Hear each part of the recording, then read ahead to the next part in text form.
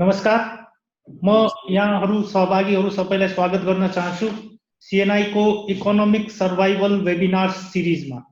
यो भन्दा पहिला हामीले दुईटा सेसन गरिसकेका छौं। पहिलो सेसनमा हामीले कुरा गर्यौं रेस्क्यू, बैंकिङ र फाइनान्स सम्बन्धी समस्याहरूको बारेमा छलफल गरेको थियौं। दोस्रो सेसन हाम्रो थियो रिइन्फोर्स, जसमा हामीले एग्रिकल्चर र एनर्जी को बारेमा छलफल गरेका थियौं। र आज हाम्रो थर्ड सेसन को थीम छ रिस्टार्ट, इंडस्ट्री एंड लेबर। यो सेसनमा हामीले मुख्यतः इन्डस्ट्रीहरूलाई लकडाउन पछि कसरी सुरु गर्ने हो, श्रमिक व्यवस्थापनको जटिल अवस्था आइराखेको छ त्यसको बारेमा छलफल गर्ने हो। यही सब कुरा हामीले अहिले यो 1.5 घण्टासम्म हामीले छलफल गर्नेछौं।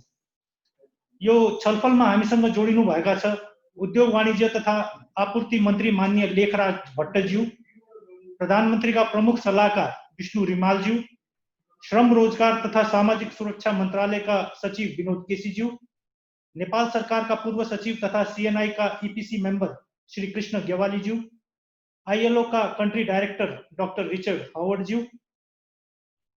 म सबैलाई स्वागत गर्छु र अब म हाम्रा नेपाल उद्योग परिसंघका अध्यक्ष सतीश कुमार मोरज्यूलाई सबैको स्वागत गरिदिनु हुन अनुरोध गर्दछु।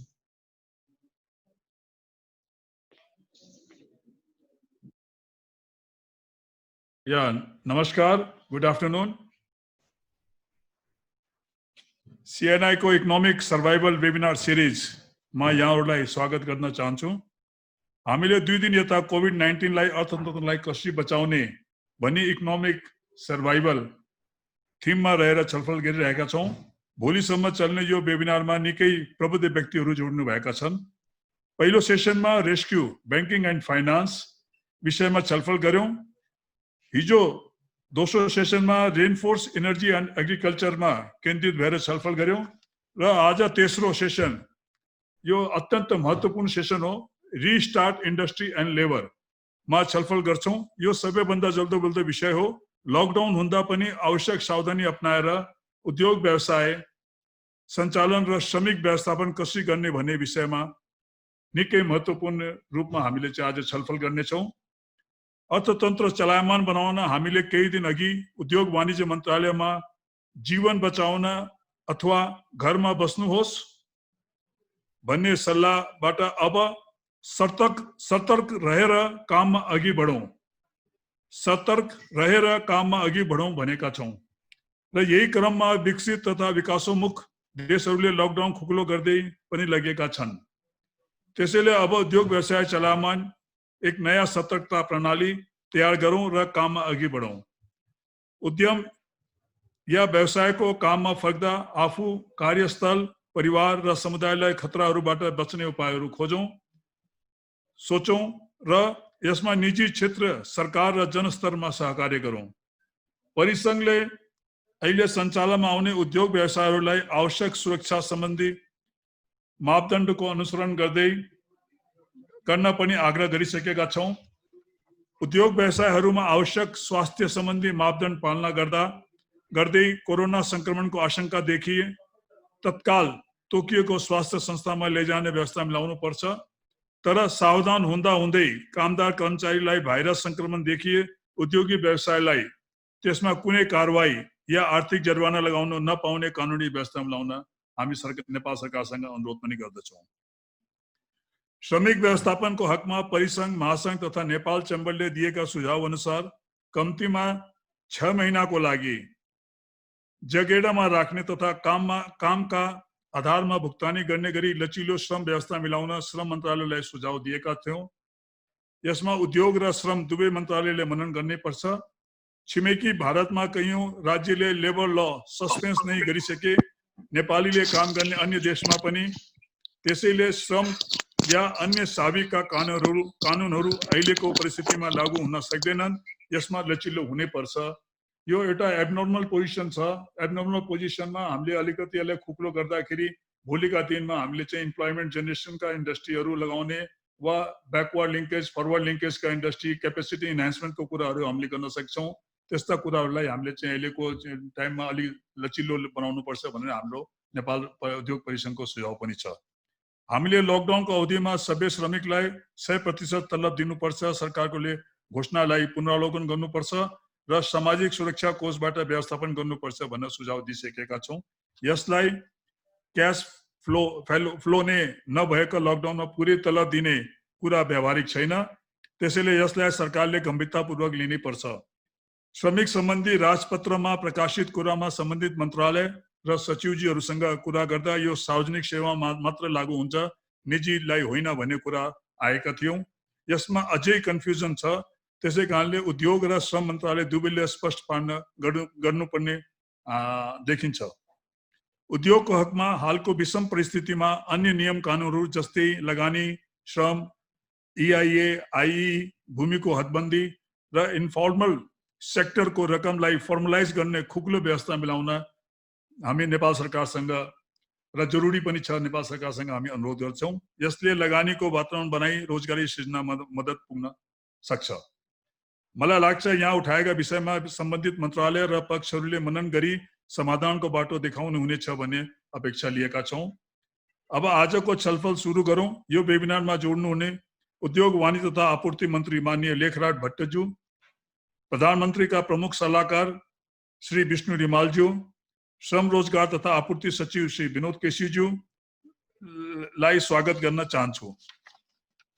यसैगरी नेपाल सरकारका पूर्व सचिव तथा CNI EPC का मेम्बर श्री कृष्ण गेवालीज्यू र ILO का कन्ट्री डाइरेक्टर मिस्टर रिचर्ड हार्वर्डलाई पनि हार्दिक स्वागत गर्न चाहन्छु। I warmly welcome Dr. Richard to this webinar. Dr. Richard Howard, this is a very difficult time for whole world, which has created an unprecedented impact on the world of work. We have seen business closes, the loss of employment, and also livelihoods in which has contributed to increase vulnerability. The COVID-19 situation and its socio-economic impact are not over but still escalating. Nepal too has now seen almost 2 months of lockdown with supply chains disturbed, companies shut or running below capacity, and resultant depression in the labor market. I'm sure that ILO, has the UN agency that brings together government, employers, and workers on issues around the world of work, has been closely monitoring the situation and also analyzing adverse impact on business and workers globally.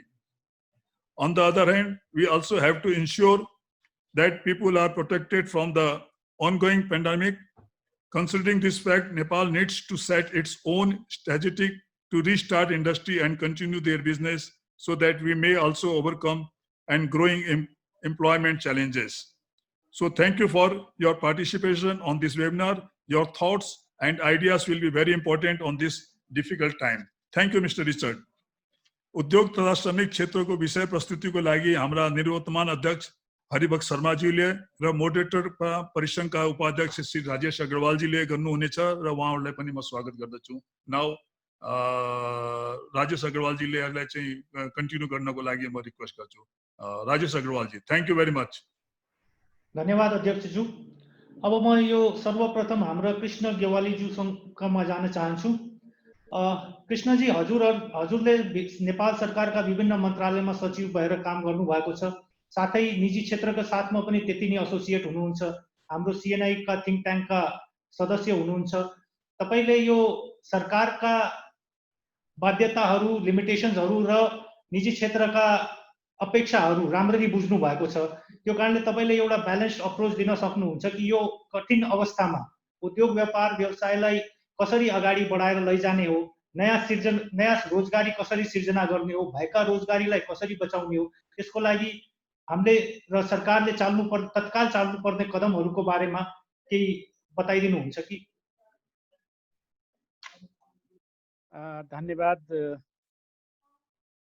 राजेशजी, अनि सबैजनालाई मेरो हार्दिक नमस्कार। अब एउटा अध्ययन त तपाईहरुले गर्नुभएको रहेछ हैन, यो फर्स्ट एन्ड सुलिभान को सौजन्यमा। त्यसको फाइन्डिङ्स मलाई महत्त्वपूर्ण लागेको छ। हुन त त्यसबारेमा तपाईहरु जानिफकारै हुनुहुन्छ, तैपनि यहाँ मैले थोरै त्यसलाई रिकल गर्ने अनुमति पाएँ। बडा पेनफुल फाइन्डिङ छ त्यसको। यो इन्डस्ट्री र लेबर फोर्सलाई कसरी स्टार्ट गर्ने र रिस्टार्ट गर्ने र रिएक्टिभेट गर्ने भन्ने सन्दर्भमा 5 जना मध्ये 3 जना इम्प्लोइको जब लस भएको छ भनेको छ। त्यो चाहिँ असाध्यै एक्युट हो, त्यो 60% होइन। अब एमएसएमइजहरू माइक्रो स्मल र मिडियम इन्टरप्राइजहरूले 95% एभरेज मन्थली रेभेन्यू चाहिँ लुज गर्नु परेको छ। हामीले तिनीहरूको बिजनेस ड्रप भएको छ भनेको छ। यस्तै टुरिज्मको चाहिँ 40 अरब यो 2020 भने चालु आर्थिक वर्षमै त्यो लस देखाइएको छ। त्यतिले डिक्लाइन हुन्छ भन्ने छ, त्यो पनि एउटा इस्टिमेट नै हो। अनि मेन च्यालेन्जमा चाहिँ disruption of supply chain, lack of purchasing power, loss of employment in informal sectors र deep impact on private sector भनेर भन्ने रहेछ। र यो कन्टेक्स्टमा अब सर्भाइभल स्ट्राटेजी के हुनसक्छ बिजनेस कन्टिन्युटीको लागि? सबभन्दा पहिले त सर्भाइभ नै गर्नु पर्यो, त्यसपछि मात्रै रेजिलियन्सको कुरा आयो। र त्यसको लागि चाहिँ अब इकोनोमिक रिकभरी र इकोनोमिक रिभाइभलिजमको प्रोग्राम कसरी सरकारले लन्च गर्नुपर्छ भन्ने बारेमा त्यसले ध्यानाकर्षण गराएको रहेछ। त्यसलाई मैले थोरै एक्नोलेज गर्न चाहेँ, मलाई राम्रो लाग्यो। अब यति भनेपछि अब सरकार र निजी क्षेत्र दुवैको बिचमा के छ र के छैन भनेर हेर्नुपर्ने हुन्छ। हामीले किसिमको डायग्नोस्टिक स्टडी चाहियो। अब जहिले पनि सरकारको दृष्टिमा निजी क्षेत्र भनेको चाहिँ गुनासो मात्रै गर्ने, समस्या मात्रै तेर्स्याउने, नाफाको मात्रै पछाडि दौडिने, छुट सहुलियत मात्रै खोज्ने र बहानाबाजी मात्रै गर्ने भन्ने कोणबाट सरकारले सोच्यो भने अब त्यसले पनि सम्बन्ध राम्रो बनाउनलाई मद्दत पुर्याउँदैन। फेरि निजी क्षेत्रले पनि सरकारलाई हामीलाई नियन्त्रण मात्रै गर्ने र अहिले मैले जुन कुराहरू सरकारको तर्फबाट आउँछ भनेर भने अथवा आयो भने राम्रो हुँदैन भने त्यही मात्रै गर्छ सरकारले भन्ने सोच चाहिँ निजी क्षेत्रले राख्यो भने त्यो पनि राम्रो भएन। त्यस कारणले यो ट्रस्टफुल एउटा रिलेसनसिप हुनुपर्छ भन्ने मलाई लाग्छ। अब त्यसको लागि अब ठ्याक्कै यही गर्ने भन्दा पनि एउटा त के हो भने एउटा यस्तो प्लेटफर्ममा हामी अब सँगै बसिराख्नुपर्छ जहाँ हामीले हाम्रा कुरा आम्ने सामने गर्न सकौँ। जस्तो भनौँ न, लेबरको कुरा गर्दाखेरि हाम्रो ट्रिपार्टाइट काउन्सिलको प्लेटफर्म छ होइन। रोजगारदाता भयो, सरकार भयो र श्रमिकहरू भयो। श्रमिकहरूको तर्फबाट चाहिँ हाम्रो लेबर युनियनहरूले, ट्रेड युनियनहरूले चाहिँ रिप्रेजेन्टेसन गर्नुहुन्छ। त्यस्तै अब बिजनेस सेक्टरमा हामीले एउटा नेपाल बिजनेस फोरम पहिले इस्टाब्लिस गरेकै हो होइन। अब त्यसलाई अब अलि नयाँ ढङ्गबाट कसरी रिएक्टिभेट गर्न सकिन्छ भन्ने पनि सोध्दा हुन्छ। अब अहिले नयाँ कन्टेक्स्टमा नयाँ ढङ्गबाट हामी अगाडि जानुपर्छ भन्ने कुरालाई त सरकारले स्वयं स्वीकार गरेका छ। सबैले त्यो कुरा मानेका छन्, पहिलेको हिसाबले चल्दैन भनेर। त्यस कारणले अब यो डायग्नोसिस चाहिँ नै एक्सपर्ट्सहरूबाट गराउने हो। जुन अब यो अहिले 4वटा जुन आयो त्यो मात्रै नहोला, तर त्यो मेजर फाइन्डिङ्स लाग्यो मलाई। तर त्यसलाई अब रिकग्नाइज गरेर अगाडि बढ्ने भनेको सरकार हो। रिकग्नाइज गरेर अगाडि बढ्दाखेरि जस्तो भनौँ न, अब सप्लाई चेनको डिस्ट्रप्सनको कुरो गर्दाखेरि अब होम र सेक्युरिटी फ्रन्टको कुरा आयो। यतिकै त हुँदैन, अब सेफ्टी र सेक्युरिटी खोज्छ होइन सप्लायरले। अब हामी नियम एउटा बनाउँछौँ, परिपत्र किसिमको हुन्छ, तर के छ भने व्यवहारमा त्यो लागु हुँदैन। अब हामीले त्यस देखिराखेका छौँ। इन्फोर्समेन्टको कुरा आयो, कम्प्लायन्सको कुरा आयो। यहाँ के हुँदो रहेछ भने गभर्मेन्टले चाहिँ प्राइभेट सेक्टरबाट कम्प्लायन्स खोजिरहेको हुन्छ। खै तिमीहरूले कम्प्लाई नै गर्दैनौ भन्छ। तर प्राइभेट सेक्टरले फेरि गभर्मेन्टलाई के भन्छ भने तिमीहरूले रुल इन्फोर्स नै गर्दैनौ होइन, जुडिसियस बेसिसमा डिस्क्रिमिनेटोरी छ, बायस छ भनेर भन्छ। र त्यहाँ रेन्ट सिकिङ छ, करप्सन छ भनेर पनि चार्ज लगाउँछ। त्यस कारणले दुवैतिर चाहियो कम्प्लायन्स इन्फोर्समेन्टको लागि, दुवै तयार हुनु पर्यो। अब ल्याक अफ पर्चेजिङ पावर हो, यो एउटा इम्पोर्टेन्ट कुरा छ। अब हामीले जतिसुकै व्यवसायलाई भनौँ न रिभाइभ गरे पनि अब कन्ज्युमरको चाहिँ कन्ज्युमिङ कपासिटी रिभाइभ भएन भने के गर्ने? उत्पादन गरेर बजारमा पठाउने उपभोक्ताहरूले किनिदिनु पर्यो। त्यस कारणले अब यहाँनिर सरकारको चाहिँ यहाँ चाहिँ सरकार बाहेक अरू कोही छैन। रेस्क्युअर भनेको सरकारै हो। जुन हामीले फिस्कल स्टिमुलस भन्छौँ, इकोनोमिक स्टिमुलसको एउटा पार्ट हो फिस्कल, एउटा मोनेटरी हो। र फिस्कल स्टिमुलसका खालि पैसा मात्रै दिने होइन, एउटा त त्यो नै हो, क्यास पे आउट हो होइन, सबैतिर त्यो गरे। तर सँगसँगै चाहिँ अहिले सरकारले भने पनि छ अब वर्क फर क्यास, यत्तिकै पैसा नदिने, अब क्विक चाहिँ के अरे इम्प्लोइमेन्ट जेनेरेटिङ एक्टिभिटिजहरूमा इङ्गेज गराएर पैसा दिने भन्ने। अब यी कुराहरू गर्नु पर्यो सरकारले, जसबाट त्यो उपभोक्ताको हातमा पैसा जाओस्, उसको क्रय शक्ति बढोस्। त्यसै गरी अब इम्प्लोइमेन्ट चाहिँ इन्फर्मल सेक्टरले जुन लुज गरिरहेछ, अब त्यहाँ चाहिँ एउटा समस्या के छ भने डेटा नै हामीसँग छैन। वास्तवमा भन्ने हो भने अब म यसो एक्सपर्ट्सहरूको कुरा सुन्छु, एक्ज्याक्टली इन्फर्मल सेक्टरमा कतिले जब लुज गरे भन्ने बारेमा सरकार र चाहिँ प्राइभेट सेक्टर र अनि अरू एक्सपर्ट इन्स्टिट्युसन्सहरूको बिचमा चाहिँ त्यो मिलन बिन्दु मैले देख्दिनँ है। अब सोसल सेक्युरिटी सिस्टममा इनरोल भएकालाई मात्रै सरकारले लिने भन्यो भने त्यो पनि उचित भएन, त्यसको एउटा आफ्नै समस्या छ। अब अनअर्गनाइज र इन्फर्मल सेक्टरको हामीसँग चाहिँ इस्ट्याब्लिस्ड एउटा एभिडेन्स बेस्ड फ्याक्ट बेस्ड चाहिने डेटा छैन, त्यो एउटा आफैमा समस्या छ। इन्फर्मल इकोनोमी त्यहीँनिर जोडिया छ। त्यसै गरी अब यो deep impact on private sector, यो म डायग्नोस्टिकमै गइरहेको छु है, तपाईँहरूले मेहनत गरेर गरे हुनाले। अनि म त्यसपछि सरकारको भूमिकाको बारेमा थोरै राख्छु अनि सक्छु। अब डिप इम्प्याक्ट अन प्राइभेट सेक्टरमा चाहिँ अब प्राइभेट सेक्टरमा डिप इम्प्याक्ट भन्ने कुरा चाहिँ ओभरअल हो। यसमा चाहिँ अलिकति अपर्च्युनिटीलाई अप्टिमाइज गरेर यो च्यालेन्जलाई अपर्च्युनिटीमा परिणत गर्नको लागि अहिले मैले भने जस्तै ट्रस्टफुल क्लाइमेट बनाउनु पर्यो, विश्वासको वातावरण। त्यो कसरी भन्दाखेरि एउटा फ्रेमवर्क छ त्यसको लागि। सबभन्दा पहिले त हामीले अहिलेसम्मको हाम्रो उद्योग व्यवसाय सम्बन्धी नीतिको समीक्षा गर्नु पर्यो। हुन त अब अहिले चाहिँ राष्ट्रपतिजीको सम्बोधनमा मिठो चाहिँ उ छ, स्लोगन छ कि के अरे उद्यमशीलता, उत्पादन र रोजगारी अनि आर्थिक समृद्धिको आधार भनेर भनिएको छ। त्यो मलाई मन पर्यो। तर अब त्यति भनेर मात्रै त भएन, नारामा मात्रै सीमित हुन्छ नत्र। अब त्यसलाई अब नयाँ ढङ्गबाट अहिलेको कन्टेक्स्टमा रिफ्लेक्ट हुने गरी चाहिँ हामीले अलिकति पोलिसी रिभ्यू गर्नु पर्यो। हाम्रो पोलिसीहरू चाहिँ नि अब वर्षौँदेखि त्यही भइरहेको हुन्छ। त्यसपछि त्यसलाई इन्याक्ट गर्नको लागि ल चाहियो भनेपछि त्यसले म्यान्डेट दिन्छ अनि इन्स्टिट्युसनलाई बलियो बनाउनु पर्यो। इन्स्टिट्युसनको कुरा गर्दाखेरि म उद्योग मन्त्रालयमा 22 महिना बसेँ। हाम्रो सहकार्य पनि भयो, हरिजी हुनुहुन्थ्यो, भन्दा पहिले नरेन्द्रजी हुनुहुन्थ्यो सिएनआईबाट होइन। अब जहिले पनि हाम्रो के रह्यो अवस्था भन्दाखेरि हामी अर्थ मन्त्रालयको अगाडि जहिले पनि तल पर्ने। हामीले भनेको कुरा हामी औद्योगिक चाहिँ क्षेत्रका हाम्रा साथीहरूको चाहिँ समस्या अथवा माग गुनासो लिएर त्यहाँ जाने, उहाँहरूले हाम्रो कुरा नसुन्ने, इभन मिनिस्ट्री अफ इन्डस्ट्रीको पनि कुरा नसुन्ने। त्यस कारणले यो अर्को एउटा समस्या छ इन्स्टिट्युसनको पाटोमा छ। म्यान्डेटको कुरा गर्दाखेरि चाहिँ क्लियर, अनइक्विभोकल, क्याटेगोरिकल, स्पेसिफिक, प्रोटेक्टेड म्यान्डेट चाहियो इन्डस्ट्री सेक्टरको लागि। औद्योगिक व्यवसाय ऐनलाई कमजोर बनाउनु भएन। अब अहिले चाहिने सार्वजनिक साझेदारी र लगानी सम्बन्धी ऐन आएको छ, त्यसले पनि अझै प्रोटेक्टिभ चाहिँ क्लजेसहरू राखेको छैन अनि बिहाफ अफ इन्डस्ट्रियल अथवा इन्भेस्टर्स होइन, इन्डस्ट्रियल सेक्टर। त्यसले त्यो समस्या छ। लिडरसिपको कुरा आउँछ इन्स्टिट्युसन पछि, मैले सकिहाल्छु। अब लिडरसिपमा चाहिँ जहिले पनि स्टेबिलिटीको अभाव देखिराख्नु भएकै छ होइन। अब सरकारबाट यहाँ प्रतिनिधित्व गर्ने अब हाम्रो भनौँ न एक्जिक्युटिभको त कोही हुनुहुन्न, अब मन्त्रीजी एकछिनपछि आउनु होला, सरी सचिवजी हुनुहुन्छ, सचिव हुनुहुन्छ अनि प्रमुख राजनीतिक सल्लाहकार हुनुहुन्छ। अब हाम्रो यो समस्या त बरकरारै छ, मैले त्यसमा के भनौँ। मन्त्री पनि आउनुभएछ, मन्त्री नमस्कार। त्यसनाले अब इन्स्टिट्युसनको पाटो एउटा छ होइन। अब अर्को चाहिँ इन्स्टिट्युसन पछि अब के अरे सरी लिडरसिप पछि चाहिँ अब रिसोर्स चाहियो लिडरसिपलाई। अब हामी जहिले पनि रिसोर्स चाहिँ जहिले पनि त्यो मिसम्याच हुन्छ।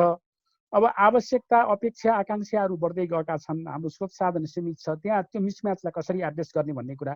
त्यो रिसोर्स भनेको फेरि सबै पैसा मात्रै होइन, कति समयसम्म त्यो दरबन्दी हामीले पूर्ति गर्नै सक्दैनौँ, रिक्तको रिक्तै रहन्छ। जस्तो उदाहरणको लागि चाहिँ उद्योग मन्त्रालयमा अथवा उद्योग मन्त्रालय अन्तर्गतका विभागहरूमा सबभन्दा महत्त्व दिनुपर्ने विभागहरू छन्, जस्तो गुणस्तर तथा नापतोल विभाग छ होइन, खानी तथा भूगर्भ विभाग छ। अब त्यहाँ चाहिँ वर्षौँसम्म त्यो करियर डेभलपमेन्टको अपर्च्युनिटी पनि हामीले दिएका छैनौँ, बढुवा पनि हुन सकेका छैनन् साथीहरू।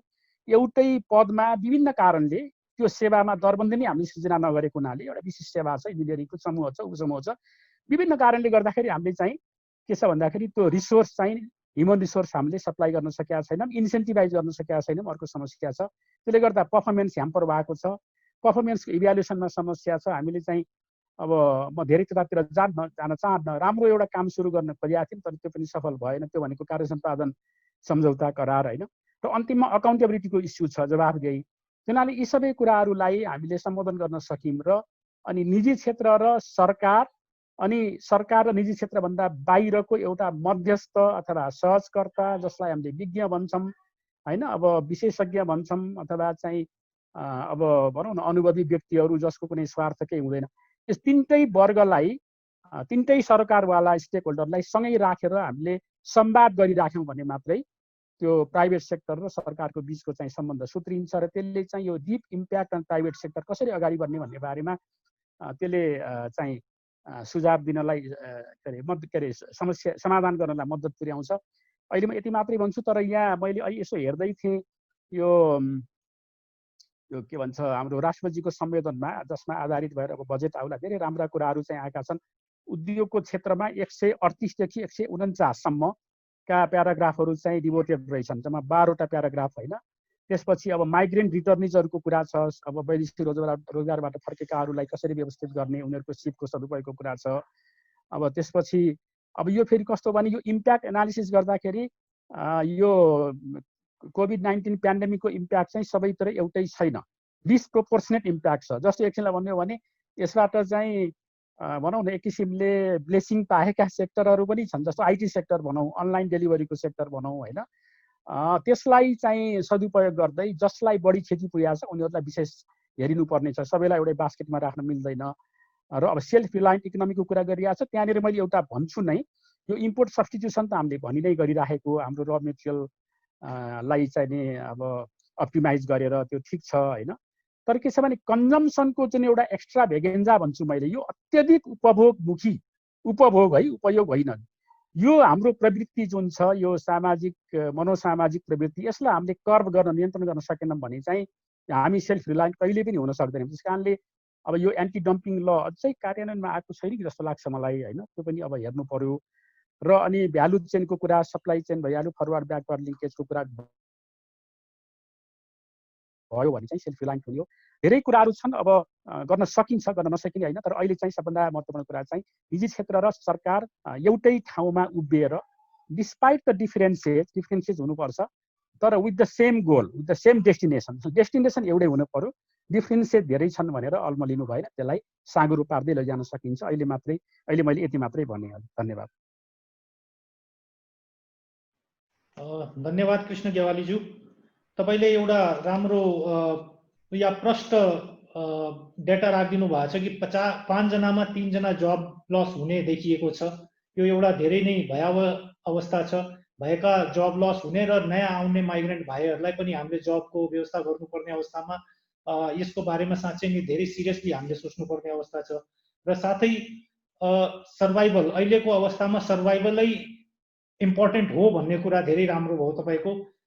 धन्यवाद कृष्ण गेवालीज्यू। अब म हाम्रा आइपिपी हरिभक्त शर्माज्यूलाई उद्योग व्यवसायमा देखिएका समस्याहरू र अहिले उद्योग व्यवसायहरू कसरी चलाउन सकिन्छ, श्रमिक व्यवस्थापनको इस्युज छ, नयाँ रोजगारीको इस्युजहरू छ, त्यो बारेमा केही कुराहरू राखिदिनु हुन अनुरोध गर्दछु। धन्यवाद राजेशजी। म माननीय मन्त्रीज्यू, प्रधानमन्त्रीज्यूका सल्लाहकार, नेपाल सरकारका वर्तमान सचिव, पूर्व सचिव लगायत म आइएलओबाट आउनुभएका प्रतिनिधि लगायत तपाईँ सबै यो वेबिनारमा सम्पन्न गर्नलाई हामीसँग एटेन्डेन्समा बस्नुभएका थुप्रै साथीहरू हुनुहुन्छ, उहाँलाई नमस्कार गर्न चाहन्छु। नेपाल उद्योग परिसङ्घको तर्फबाट र विशेष गरी उद्योग धन्दाहरूको तर्फबाट हामीले नेपाल सरकारलाई र त्यसमा पनि विशेषतः उद्योग मन्त्रालयसँग थुप्रै इस्युजहरू चाहिँ जोडिएका छन्। हामी त्यसको आजको यो कार्यक्रम मार्फत सबै उद्यमीहरूले त्यो सुन्न सकुन्, त्यसको जवाफ चाहिँ हामीले प्राप्त गर्न सकियोस्, त्यसको एउटा एक्सप्लेनेसन आओस् भन्ने धेरैको अभिलाषा छ। माननीय मन्त्रीज्यू लगायत म सचिवलाई अनुरोध गर्न चाहन्छु, हामीले 100औं प्रश्नहरू नेपालभरिका उद्यमीहरूको तर्फबाट हामीले प्राप्त गरेका छौँ। त्यसकारणले मैले यसलाई एउटा समग्र रूपमा नेपालका विभिन्न क्षेत्रमा काम गर्ने, लगानी गरेका लगानीकर्ताहरू, उद्योग धन्दा चलाएका उद्यमीहरूको तर्फबाट प्राप्त सुझावहरूलाई म यो कार्यक्रममा अलिकति गम्भीरतापूर्वक चाहिँ मनन गरिदिन हुनलाई म राख्न चाहन्छु। पहिलो कुरा, धेरै लामो समयदेखि हामी बन्दाबन्दीमा छौँ। अहिले करिब 8 हप्ता जति भयो हामीले उद्योग धन्दा चलाउन सकेको छैनौँ राम्रोसँग। हरेक जनजीविकामा अहिले समस्या छ। त्यस कारणले नेपालको अर्थतन्त्र चाहिँ एक हिसाबले अलिकति बिस्तारै चाहिँ अलिकति तल जाँदैछ।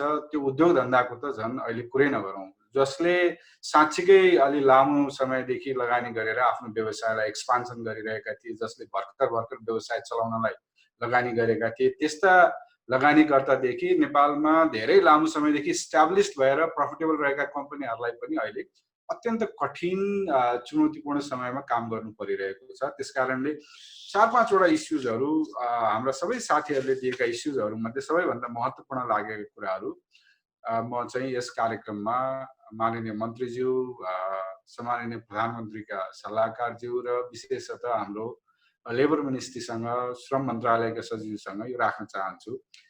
अहिले बजार पनि बन्द छ, उद्योग धन्दाहरू पनि धेरै जसो बन्द छन्, जसलाई सरकारले चलाउनलाई छुट दिएको छ तिनीहरूमा पनि सञ्चालन गर्न सहज छैन, किनकि कर्मचारीहरूको सुरक्षाका विषयहरू छन्। उनीहरूलाई राख्ने, लाने, लैजाने जस्ता चाहिँ कुराहरूमा ठुल्ठुला समस्याहरू आएका छन्। सबै इन्डस्ट्रिजहरूमा त्यो सुविधा पनि छैन, कतिलाई बस्न सक्ने सुविधा छैन, कतिपय इन्डस्ट्रिजहरूमा त्यो संसाधनहरू छैन जुन चाहिँ हामीले अहिले यो हेल्थ केयरको लागि चाहिँ भनेर व्याख्या गरेका छौँ, त्यस्ता खालका चाहिँ सुविधाहरू उनीहरूसँग छैनन्। त्यसकारणले उद्योग सञ्चालन गर्न पनि गाह्रो, उद्योग चलिहाल्यो भने आफूले उत्पादन गरेको प्रोडक्टलाई कन्ज्युमर कहाँ पुर्याउनलाई, डिस्ट्रिब्युसन च्यानलमा पुर्याउनलाई पनि त्यत्तिकै कठिन। र तेस्रो कुरा, उद्योग चलाउनको लागि चाहिने इनपुट्सहरूको चाहिँ झन् ठुलो अभाव, किनकि हाम्रो देशमा धेरै जसो कुराहरू हामी आयात गरेर ल्याउँछौँ। त्यसकारणले त्यो एउटा अभावको समयमा अहिले संसारभरिको सप्लाई चेन डिस्ट्रप्सन भएको परिस्थिति छ। यो डिस्ट्रप्सनबाट नेपालका उद्योग धन्दाहरूलाई, नेपालको अर्थतन्त्रलाई र नेपालको रोजगारीलाई कसरी बचाउने र जनताको जनजीविकालाई कसरी हामीले सहयोग गर्ने, कसरी त्यसलाई एउटा सहज तरिकाले एउटा अहिलेको यो कोभिड क्राइसिस चाहिँ रहउन्जेलको लागि कसरी म्यानेज गर्ने भन्ने एउटा ठुलो चुनौती छ। त्यसकारणले हामी सरकारसँग पनि त्यो खालको एउटा अत्यन्त ठुलो संवेदनशीलता एकातर्फ अपेक्षा गरेका छौँ भने अर्कोतर्फ यो अहिले देखिएको सञ्चालनको समस्यालाई कसरी स्ट्रक्चर वेमा हामी सञ्चालनको प्रक्रियामा लैजाने हो, उद्योग धन्दा र लगानीकर्ताहरूलाई कसरी हामी कुन डेटमा कसरी सञ्चालन गर्न सकिन्छ भन्ने अहिले हामीले केही उद्योगहरूलाई सञ्चालन त गरौँ भन्यौँ, तर त्यसको इम्प्लिमेन्टेसन विभिन्न तहका सरकारहरूसँग लिनुपर्ने, पास लिनेदेखि लिएर हरेक स्थानीय तहमा आउने समस्याहरूलाई समाधान गर्नको लागि उद्यमीहरूले धेरै ठुलो सङ्घर्ष गरिरहनु भएको छ, तर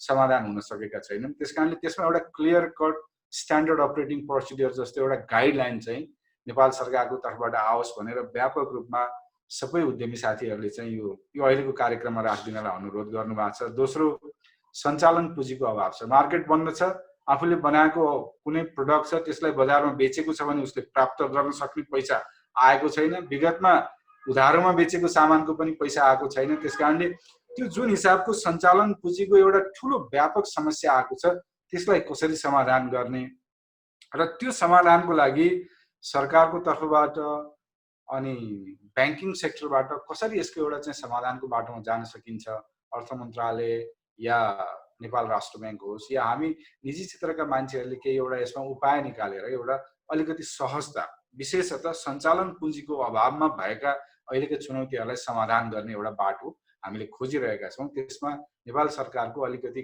क्लियर कट बुझिने खालको एउटा इन्स्ट्रक्सन र नेपाल उद्योग परिसङ्घको तर्फबाट त म विनम्रतापूर्वक अनुरोध गर्न चाहन्छु सरकारलाई, हामीले यसलाई चाहिँ ढिलाइ नगरिकन एउटा अलिकति स्ट्राटेजिक तरिकाले सोचेर हामी निकालौँ, ताकि यो नेपालमा बिस्तारै कोभिडको क्राइसिस अहिले हामी बढ्ने चरणमा छौँ।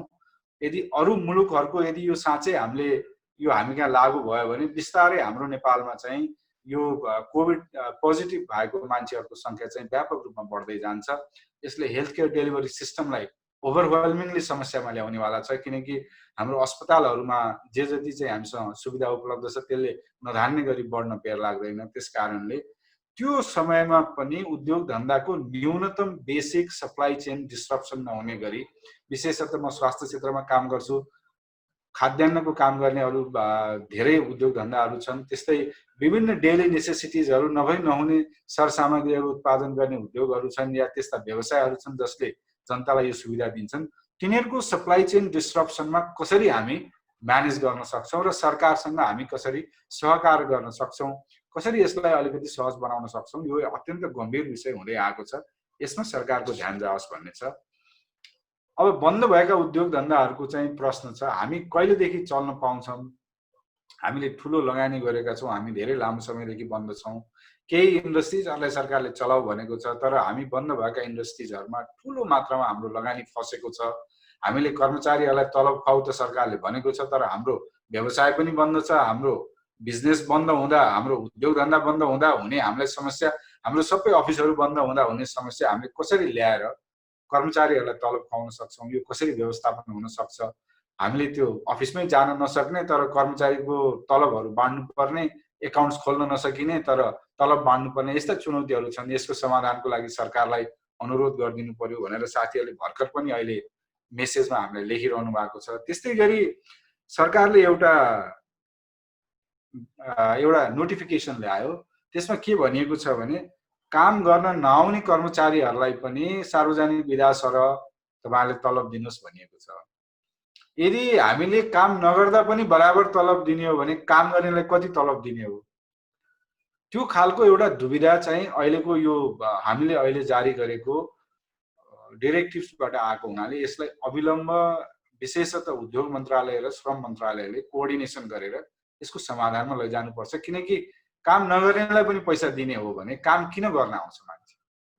हामीले कामै नगरिकन यदि तलब भत्ता बाँडिरहने हो भने र बाँड्नु पर्ने कम्पनीहरूलाई चाहिँ त्यो हामीले म्यान्डेटरी बनाइदिने हो भने त्यो पैसा पहिला कहाँबाट आउँछ, कसरी त्यसको फाइनेन्सियल व्यवस्थापन हुन सक्छ र कसरी काम गर्न नआउने मान्छे चाहिँ काम गर्न आउने हुन्छ? किनकि म घरै बसी पनि यदि मैले आफ्नो सबै सुविधाहरू प्राप्त गर्न सक्छु भने मलाई काममा जानलाई न जाँगर हुन्छ, न त अहिले यो प्यानिकको बेलामा इमर्जेन्सी सर्भिसको लागि पनि मान्छे जान चाहँदैन। त्यसकारणले यसले एउटा व्यापक समस्याहरू सिर्जना गरेको छ। साना ठुला मझौला सबै खालका व्यवसायमा र उद्योग धन्दामा त सबैभन्दा बढी यसले समस्या सिर्जना गरेको छ। यसलाई एड्रेस गरिनुपर्छ भन्ने हाम्रो अनुरोध छ। त्यस्तै यो अब मजदुरहरूको तलब भत्ता चाहिँ हामीले सबै दिउँ भन्यौँ, तर इन्डस्ट्रिजहरूको रिप्रेजेन्टेसन नेपालका सबै निजी क्षेत्रको तर्फबाट मलाई लाग्छ नेपाल उद्योग परिसंघ लगायत अरू सङ्घ संस्थाहरूले समेत सरकारलाई यो बारेमा अलिकति लचकता अपनाउँ, यसमा सरकारले कसरी सहयोग गर्न सक्छ त्यो बारेमा पनि छलफल गरौँ र निजी क्षेत्रले कतिसम्म यसलाई चाहिँ यो अहिलेको यो ठुलो सङ्कटमा कसरी आफूलाई चाहिँ माथि लान सक्छ र कसरी हाम्रा कर्मचारीहरूलाई चाहिँ हामी अहिले दिनुपर्ने चाहिँ सुविधाहरू तलब भत्ताहरू दिन सक्छौँ भन्ने बारेमा एउटा अत्यन्त गम्भीर चाहिँ छलफल हुन जरुरी छ। र तेस्रो, अहिले धेरै साथीहरूले सोधिरहेको, यदि म उद्योग पनि चलाउन सक्दिनँ, मैले अरू लामो समयसम्म यो कोभिडको समस्या रहिरहने देखियो, किनकि यो ग्लोबल च्यालेन्ज देखिएको छ, यो आज भोलिमै यो जाने म पनि देख्दिनँ, म स्वास्थ्य क्षेत्रमा काम गर्ने मान्छे नै हुँ। त्यस कारणले यो लामो समयसम्म जान सक्ने सम्भावना भएको हुनाले यदि कुनै इन्डस्ट्री साँच्चीकै चलाउनै सक्दैन, उसलाई आफ्नो क्यापासिटी घटाउनु पर्नेछ, आफ्नो ह्युमन रिसोर्स घटाउनु पर्नेछ भने यो अभूतपूर्व समस्याको समाधानको लागि त्यस्ता उद्योग धन्दाहरूलाई आफूलाई डाउनसाइज गर्न पाइने एउटा विधि चाहिँ प्रक्रिया तोक्नुपर्ने बेला आएको छ। किनकि कसैले यदि साँच्चीकै उद्योग चलाउन सकेन, उसले त्यो विधि प्रक्रिया पुरा गर्न पाउँदैन भने हामी उनीहरूलाई चाहिँ केही न केही मौका दिएर कर्मचारीहरूलाई पनि त्यो कुराको जानकारी गराएर त्यो खालको इन्डस्ट्रिजहरूलाई डाउनसाइज गर्न पाइने विधिहरू चाहिँ स्थापित गर्न जरुरी छ। हाम्रो अहिलेको श्रम ऐनमा यस्ता खालका व्यवस्थाहरू धेरै कम्प्लेक्स छन् र बनाउन पनि सकिँदैन। त्यसकारणले माननीय मन्त्रीज्यूलाई त मेरो अनुरोध के छ भने अब यो एकदम राइट समय हो, हामीले हाम्रो श्रम ऐनमा देखिएका केही कमजोरीहरूलाई सुधार गरौँ, यसलाई कन्टेक्स्चुअल हिसाबले अध्ययन गरेर हामी यसलाई सुधार गरौँ। विगतमा हामीले जे सोचेर यसलाई ल्याएको थियौँ त्यसबाट निस्केका समस्याहरूलाई समाधान गर्न मिल्ने गरी हामीले यो अहिलेको समस्याको यो पृष्ठभूमिमा बसेर यसबाट सिक्दै हामी यसलाई नयाँ एउटा सेराबाट हेरौँ भन्ने नेपाल उद्योग परिसंघका धेरै जसो मेम्बरहरूले अहिले पनि मलाई मेसेज गरिरहनु भएको छ, उहाँहरूको यो चाहिँ अनुरोध छ। त्यस्तै माननीय मन्त्रीज्यूलाई मेरो अर्को एउटा नेपाल उद्योग परिसंघको पास्ट प्रेसिडेन्टको इमिडिएट पास्ट प्रेसिडेन्टको हिसाबले मेरो अनुरोध के छ भने यो एउटा नेपालको लागि अवसर हो। हामी ठुलो चुनौतीमा छौँ, धेरै कठिन समयमा छौँ। माननीय मन्त्रीज्यू विष्णु रिमालजी यहीँ हुनुहुन्छ, सम्माननीय प्रधानमन्त्रीको प्रमुख सल्लाहकार हुनुहुन्छ। देशमा एउटा अवसर आएको छ भने यो अवसरको सदुपयोग पनि गर्न प्रयत्न गरौँ न। हामीलाई के अवसर आएको छ? एउटा अहिले के बुझियो भने सबै चिज आयात मात्रै गरेर खाँदा हुने चुनौतीहरू त एउटा त इम्प्लोइमेन्ट गर्न नसकिने रहेछ, अर्को कुरा राष्ट्रको हाम्रो सम्पत्ति पनि सबै विदेशमै पठाउनु पर्ने रहेछ।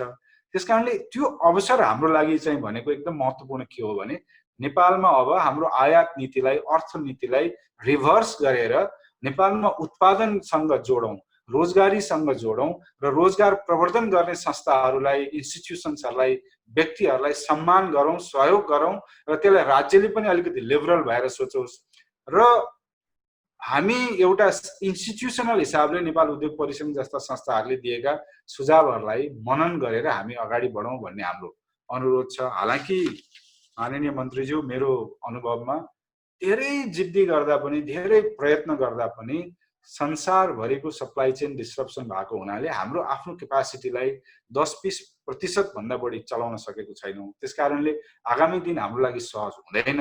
त्यसलाई हामीले मनन गर्न जरुरी छ।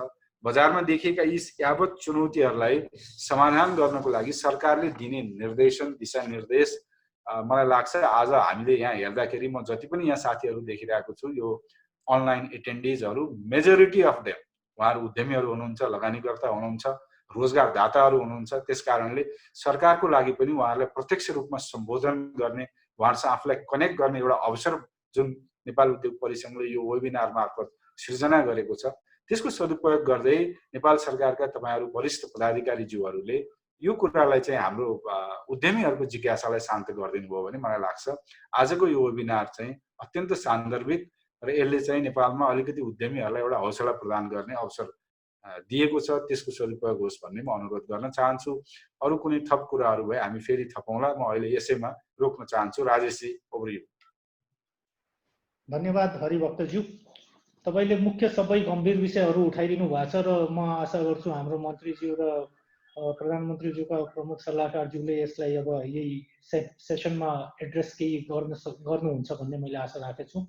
अब म जान चाहन्छु डाक्टर रिचर्ड हवर्डलाई। Dr. Richard Howard, this is a very difficult situation for the entire world, and especially for small countries like us who has limited resources. You know, we need to save lives, we need to save the economy, we need to save the businesses, we need to save jobs. And furthermore, incoming migrant laborers, we need to create more jobs. This is a very difficult, precarious situation for the country. I believe ILO has done a rigorous study on the effects of COVID-19 on the jobs market in the international scenario and in Nepal also, I think. We would like to understand from you what would be the best way forward for the government and the private sector to overcome all these challenges. Thank you. Thank you very much. I wish I was smart enough to answer that question. But I'll certainly share our thoughts. I think we have some important data that we need to look at globally in the situation. And ILO is conducting a regular monitoring of the labor market situation globally. We see that 436 million enterprises are facing serious disruption globally. And around 68% of the world's workforce are currently in countries which are experiencing some form of lockdown. And the kind of pressure to reopen is not only in small countries like Nepal, but in bigger countries and wealthier countries. It's uniform across the board. We have globally 136 million workers working in the health and social work sectors, and approximately 70% of jobs in the sector are held by women. All businesses, regardless of their sizes and sectors, coverage and supplies, are affected due to this crisis. However, micro enterprises in Nepal in particularly, which represent 94% of all enterprises in the country, face an even more pronounced pinch as they have very little cash reserves for even day-to-day survival. ILO has conducted a nationwide study of COVID-19 impact on enterprises. Preliminary results again show all sizes of enterprises facing serious disruption. We'll have the result of that survey and analysis in a week's time. When we analyze the labor force data to assess the impact on the country, we see that nearly 3.7 million workers are working in sectors that ILO deems most at risk for significant reduction in economic output. That includes tourism, where we see that more than 500,000 workers in Nepal are employed, and a large percentage of those workers are in the informal economy. 3/4 of the workers in the tourist sector are in the informal economy. Informality is also a wider problem in the country, with approximately 5.7 million workers, or 80% of the total workforce in Nepal, have informal jobs. So overall, we estimate that for Nepal, the share of workers earning below 50% of the median income could increase by more than 50%. So the bulk in the lower income strata. So for ILO, we see the responses taking place in 3 areas. And the first area about stimulating the economy and stimulating job growth, as you mentioned. And the immediate stimulus packages that are needed include financial relief for enterprises, but also income support for workers' wages. Ideally, these policies should be informed by rapid and reliable assessments, as Mr. Krishna Giwali has pointed out. One important lesson learned from earlier crises in other countries is that both job creation and social protection need to be a core part of stimulus packages. Promoting employment creation in strategic sectors includes, as mentioned by previous speaker, assessing the conducive business environment and reinvigorating productive growth, diversifying the economy and encouraging structural transformation. The second pillar of our response would focus on supporting enterprises and incomes. And efforts to contain the spread of the virus have disrupted flows, production flows, caused demand for non-essential goods and services to plummet, and forced enterprises around the world to suspend or scale down operations. Relief needs to be carefully targeted to reach those enterprises that have been impacted the most, obviously. Finally, a point on informality. We see that relief measures should keep in mind that we have informal enterprise concentrations in these vulnerable sectors, and delivery mechanisms should first focus on identifying the most vulnerable segments of the informal economy. And here, when the relief schemes are in place, registration in the formal system could be provided in return for that relief in order to promote formalization in the country. Now, in the third pillar of the ILO response is protecting workers in the workplace. And this is the safety and health dimension of COVID-19. And we see that from the initial days of the response, the learning on transmission in the workplace has changed considerably. So ILO and other agencies have developed general guidelines and checklists for COVID-19. We have translated those and distributed through CNI and FNCCI.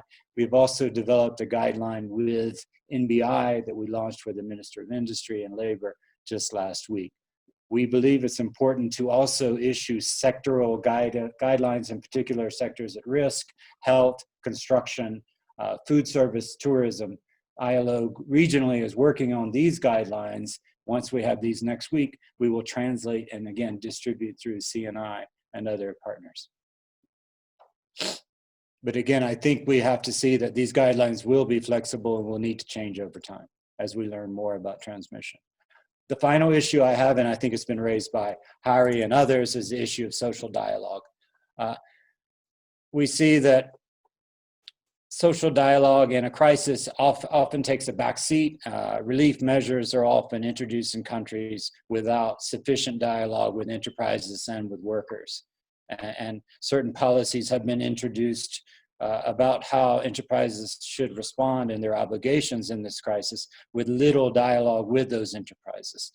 We also see the issue of wages as critical, and having discussions at federal level through the CLAC within the Ministry of Labor on a regular basis on wages, realizing that industry alone may not be able to bear the burden of carrying wages when lockdown continues. The informal sector is also another area where cash relief is very much needed. We also think, and this is what this crisis has really taught us, that some of the things that we have not moved quickly enough on in the past, establishing social dialogue mechanisms at provincial level and municipal level, are very much needed now, as relief packages and employment responses will be critical, particularly at the municipal level. Also, when we assess the contribution-based social security system, we see the importance of a timely rollout of an unemployment insurance scheme, which may not be achievable in this immediate period, but the importance of such a scheme in the future as we build resilience to crises such as these are very much needed. So those are my key inputs today. I think it's nothing new that hasn't been raised by other colleagues here. The ideas are at the table, but how we can bring in more regular dialogue between workers, employers, and the government on these issues is very much needed. Thank you very much, and back to you. Thank you, Richard, for your important facts and thoughts. Hope we will be working closely with ILO in the future as well. Thank you for your time and thoughts. अब म सचिव विनोद केसीज्यूकोमा जान चाहन्छु। सचिवज्यू, उद्योग व्यापार व्यवसाय सारा बन्द छन्, क्याश फ्लो जीरो छ, टुरिज्म सेक्टर एकदमै थला परेछ, खोलिसकेपछि पनि कहिले उठ्ला भन्ने ठेगानी नभएको अवस्था छ। साना तथा मझौला उद्योग त अब अन्तिम अवस्थामै पुगिसके भन्ने जस्तो अवस्था आइरहेछ। त्यसपछि हाम्रो दैनिक ज्यालादारीका मजदुरहरू छन्, जसको कहीँबाट खाना समेत पाउन गाह्रो भइराखेको अवस्था छ, जसको लागि अहिले हेर्दाखेरि न त सरकारको केही सहयोग देखिया छ, न कतै अन्य किसिमबाट सहयोग देखिया छ। र पाँचौं कुरा हाम्रो अब यो जुन विदेशबाट फर्किने माइग्रेन्ट लेबरहरूको जब्सको कुरा छ। अब यहाँ हामीले व्यापार व्यवसाय उद्योग पनि बचाउनु पर्नेछ, जब्स पनि बचाउनु पर्नेछ। स्मल मिडियम इन्टरप्राइजेसको सबभन्दा ठुलो समस्या भनेको क्याश फ्लोको हो। अहिले सरकारले चलाउन दिने भने पनि उनीहरूसँग नगदको अभाव छ। त्यस्तो अवस्थामा तलब दिनुपर्ने, पारिश्रमिक दिनुपर्ने भन्ने निर्णय पनि भएको छ। र माइग्रेन्ट लेबर जुन हामीले 10 लाख एस्टिमेट गराएको छु, अब त्यो कति हुन्छ भन्ने पनि अहिले भन्न सकिन्न, बढी पनि हुन सक्छ। त्यो जब्स क्रिएट गर्नुपर्ने अवस्था छ। यो हाम्रो जस्तो लिमिटेड रिसोर्स भएको नेपाल जस्तो देशको लागि एकदमै चुनौतीपूर्ण अवस्था छ। यसको लागि हाम्रो श्रम मन्त्रालयले के स्ट्र्याटेजी बनाएको छ यो सबै कुरालाई डिल गर्नलाई? राजेशजी, सर्वप्रथम त आमन्त्रण गर्नुभयो। निश्चय पनि यो कठिन समय हो, नेपालको लागि मात्र होइन कि विश्वकै लागि कठिन समय हो। त्यसमा नेपाल पनि छुट छैन यसबाट। तर अब सरकारले के गर्ने, मैले खालि अब सरकारको तर्फको कुरो मात्रै राख्छु, अरू सैद्धान्तिक कुराहरू त्यता धेरै विज्ञहरूबाट आइ पनि सकेको छ, त्यतातिर म गइनँ। अब जब लकडाउन सुरु भयो, स्थिति समस्यामा पर्यो, सरकारले टाइमली नै एउटा खालको अवस्था, म पहिलो फोर्थ तपाईँको कुराबाट आउँछु, जो चाहिँ असङ्गठित क्षेत्रहरू थिए, यिनीहरू सबभन्दा बढी मारमा परे। के गर्ने त अब यिनीहरूलाई भन्ने कुरोमा चाहिँ सरकारले टाइमली के ल्यायो भने राहत दिउँ है।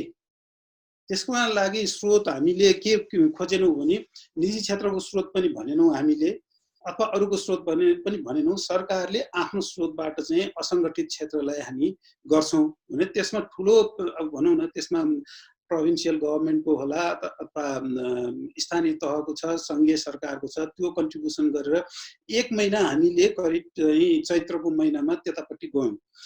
अब वैशाखमा पनि त्यो समस्या आयो। वैशाखमा आउँदा कसरी जाने, म पहिला असङ्गठित वैशाखमा जाँदा चाहिँ अब राहत सुविधा मात्र दिने, केही पनि काम नगर्ने हो भने चाहिँ यसले चाहिँ इकोनोमीलाई खासै असर नगर्ने र अलिकति बजारमा खास त्यसले धेरै असर नगर्ने भएको हुनाले केही सामान्य रोजगारी जस्तो सानातिना मर्मतको कार्य होला, कुलो सफाइ होला, ढल सफाइ होला, अथवा सानो मर्मतका कामहरू गरेर चाहिँ राहत दिने भन्ने अर्को स्ट्राटेजी चाहिँ सरकारले ल्यायो। त्यो स्ट्राटेजी बमोजिम अहिले चाहिँ वैशाख महिनाको हामीले परिबन्ध मिलाएको छौँ यो असङ्गठित क्षेत्रको। यसमा ठुलो स्रोत साधन प्रयोग भएको छ। यसमा चाहिँ भनौँ न निजी क्षेत्रकोले पनि यसमा अलिकति एसेस गर्दाखेरि थाहा पाउन सकिन्छ। अब रह्यो सङ्गठित क्षेत्र, सङ्गठित क्षेत्रबाट चाहिँ पनि कस्तो हो भने अहिले सङ्गठित क्षेत्रहरू अलिकति डराइरहेको अवस्था चाहिँ के हो भने 1 महिना या 2 महिनाको लागि उहाँहरूले चाहिँ त्यो कुनै डराएको अवस्था छैन। मैले विभिन्न चरणमा कुरा गरेको छु। यो कति समय जान्छ र हामी सङ्गठित क्षेत्रले चाहिँ कतिसम्म धान्न सक्छौँ भन्ने एनालाइसिसमा उहाँहरू एक हिसाबको त्यो अवस्थामा छ। होइन 1 महिना 2 महिना 3 महिना हो भने उहाँहरूले मलाई लाग्छ यति ठुलो इस्युको रूपमा यसलाई लिइरहनु भएको छैन। त्यसकारण अब त्यही भएर सरकारले चाहिँ यस्तो यो अवस्था कहिलेसम्म रहन्छ भन्ने एसेस पनि गरेको छ। यसमा WHO सँग पनि हाम्रो एउटा खालको भनौँ न अब कस्तो रहन सक्छ, के हुन सक्छ भन्ने यो पनि एउटा आकलन पनि भइराखेको छ। तर अब तत्काललाई के गर्ने, समस्या त्यो हो। त्यही भएर सरकारले चैत्र महिनाको तलब चाहिँ हामी सबै सङ्गठित क्षेत्रलाई दिउँ र वैशाखको चाहिँ आधा चाहिँ अहिले दिउँ, आधा चाहिँ उद्योग खोलिसकेपछि दिउँ र त्यसको लागि चाहिँ बरु बैङ्कबाट लोन चाहिन्छ भने पनि त्यसमा सहजीकरण गरौँ भन्ने चाहिँ यतापट्टि गयो। दोस्रो बुँदाको यसमा गयो। अब यसमा कतिपय समस्या छ, कतिपय अवस्थामा भनौँ न अथवा रिसोर्सको नभएको, लिक्विडिटी नभएको कारणले पनि यो समस्या आएको पनि छ। किनभने बैंकिङ सेक्टर पनि चलेको छैन, अरू पनि चलेको छैन, दिन खोज्दा पनि दिन नसकेको अवस्था पनि छ। त्यो चाहिँ उद्योगी व्यवसायले चाहँदैमा कतिपय दिइहाल्नु सकेको अवस्था पनि छैन भने अब यो सङ्गठित क्षेत्रको अब अर्को विषय छ वैदेशिक रोजगारीबाट आउनेलाई हामी कसरी एडजस्ट गर्छौँ भन्ने अर्को विषय पनि छ। यसमा विभिन्न मन्त्रालयका सेक्टरल मिनिस्ट्री जस्तो उद्योग मन्त्रालय भयो, राष्ट्रिय योजना आयोग भयो, श्रम मन्त्रालय भयो, अरू मन्त्रालयहरू पनि यसमा चाहिँ गरेकै छ। अहिले केही समय अगाडि आएको सामान्य राष्ट्रपतिज्यूबाट जुन वाचन भयो त्यसको नीति कार्यक्रममा पनि त्यो व्यवस्था केही सुरुवात त्यसमा पनि भनिएको छ। त्यसमा एक दुईवटा कुराहरू चाहिँ मैले भनिहालौँ। जस्तो ल्यान्ड ब्याङ्कको रूपमा हामीले ल्याएको छ। त्यही भएर ल्यान्ड ब्याङ्क अहिले यस्तो कन्सेप्ट चाहिँ यो धेरै समय वर्षपछिको एउटा हाम्रो प्रयासपछि आयो। यसमा अब हामीले पहिलाको सोचाइ र पहिलाको स्ट्राटेजी अनुसार चाहिँ हामी उद्योग व्यवसाय पनि चलाउँछौँ भन्ने हिसाबले पनि पुगेन र सरकारले पनि पहिलाकै रूपमा चलाउँछु, पहिलाकै रूपमा यही बन्द गर्छु भन्ने त्यो अवस्था पनि रहेन भने अब यसमा बीचको माध्यमबाट गएर मैले खालि एउटा उदाहरणको रूपमा ल्यान्ड ब्याङ्क एउटा प्रस्थान बिन्दु चाहिँ रहन सक्छ। यो ल्यान्ड ब्याङ्कमा अब हुन्छ यसमा कन्सेप्टको कुरा, म कहाँ भएको जग्गा डिपोजिट राख्छु, अर्कोले त्यसबाट लिजमा लिने हो। यसरी लिजमा लिने मान्छेलाई बरु सरकारले लोन दिने हो कि सुविधा दिने हो कि त्यतापट्टि गयौँ भने वैदेशिक रोजगारबाट आउने मान्छेलाई सिधै त्यता हामी एडजस्ट गर्न सक्छौँ। उनीहरूसँग केही पुँजी पनि हुन्छ, सिप पनि हुन्छ, त्यसो गर्न सकिन्छ र त्यसरी आउनेहरूको सिपलाई कसरी चाहिँ क्याटेगोराइज गर्ने भन्ने हाम्रो एउटा सिस्टम छ। त्यो सिस्टमबाट हामी सम्बन्धित जिल्ला जिल्ला तहको डेटालाई पनि सेग्रिगेट गरेर पठाउन सक्ने अवस्थामा पनि छौँ। एउटा त्यतापट्टि हामी गयौँ। अर्को एउटा के छ हामीले भुल्न नहुने कुरा भने फर्मल सेक्टरले धेरै रोजगारी अब एब्जर्भ गर्न सक्ने अवस्था पनि छैन।